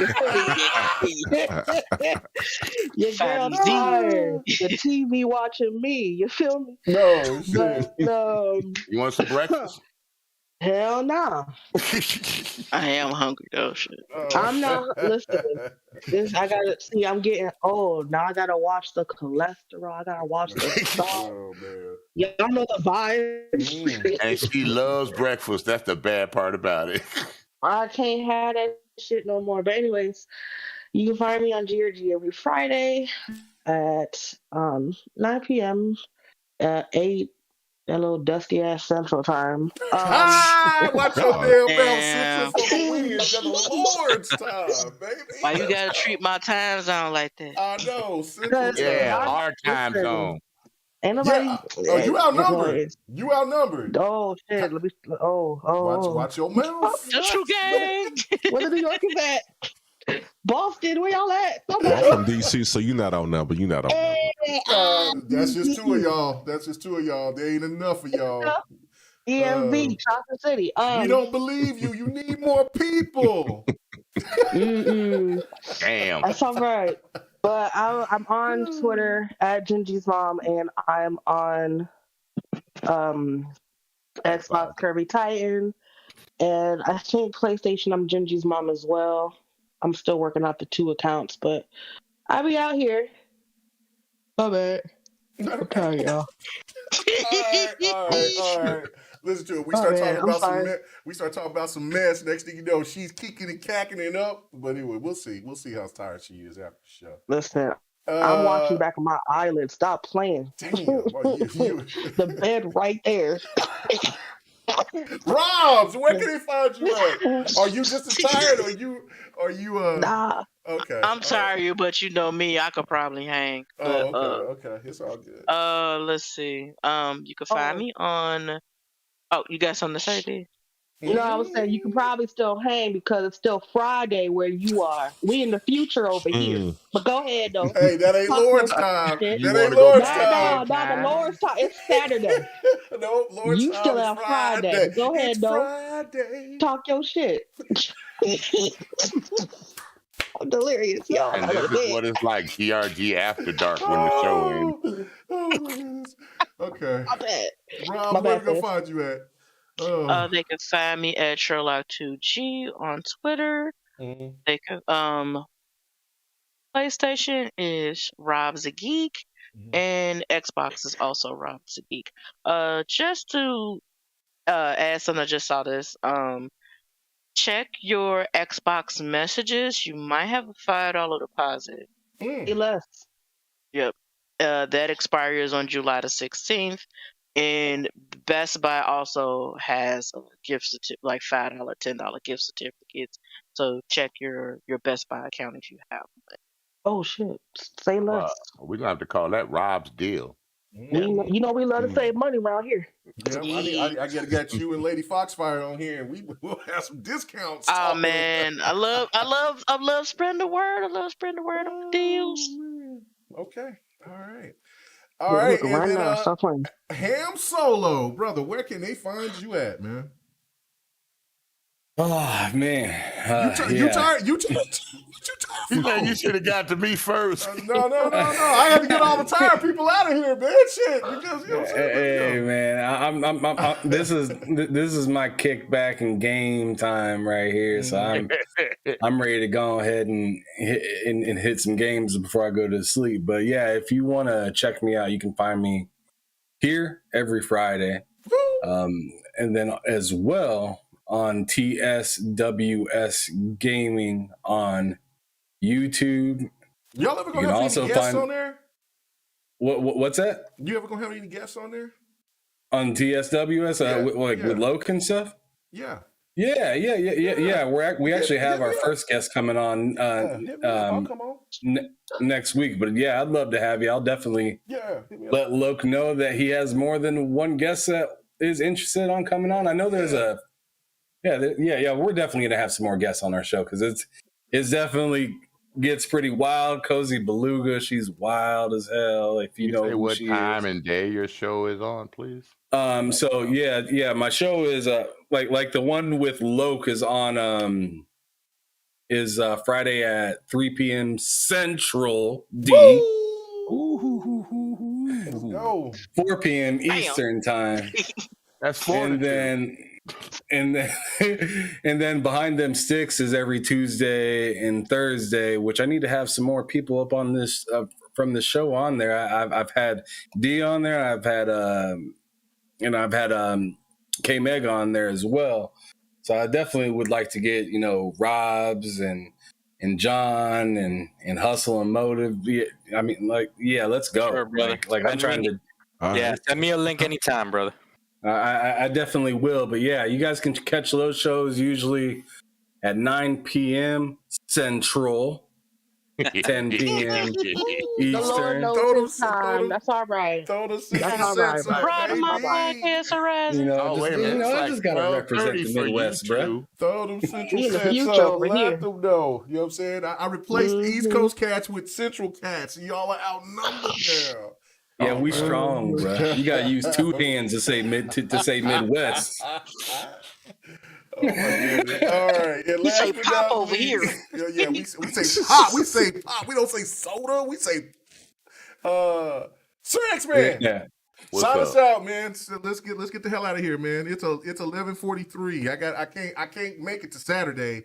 We got to get out of here, man. You can find me on Sir X Man, exactly how it's spelled on the show. Mm-hmm. You can find me at Sir X Man 1 on Twitch. And you can find me at Sir X Man as it's spelled on Twitter. If you have a problem finding it, just look for me. They got me at Sir X Man 1 on the base thing when you pull it up. But you can find me. Just look for the emblem. No doubt. All right, man. We really appreciate it, everybody. You know what I'm saying? We almost out of this pandemic. Let's not slip out, you know what I'm saying? Because I want to go ahead and get back to doing that, you know what I'm saying? Hearing these stories about people hitting the club and doing the pants off, dance off. Let's go. Since I'm married, I can't do all that.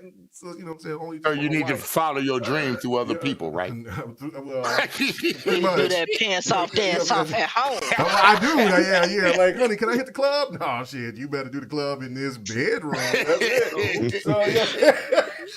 Hell no. All right, guys. We are out of here. We will see you guys next week. The Devin the Gamer will be on next week. Me and Don will set that up. Fight Night Sunday. Anybody who's down want to come and play fighters, we will be doing that. And then here in a couple of weeks, man, it is here, man. The new podcast, RRP. You know what I'm saying? It is. It's going to be wild. It's going to be fun. So thank you guys so much. Everybody have a blessed night. Peace. Goodbye. Oh man, let me hit this button. Okay, hold on. Push the button. Have I drunk too much Ciroc? No, I haven't. I'm good. All All right, You guys. was we so outta mellow here. tonight. I didn't even know you was drinking.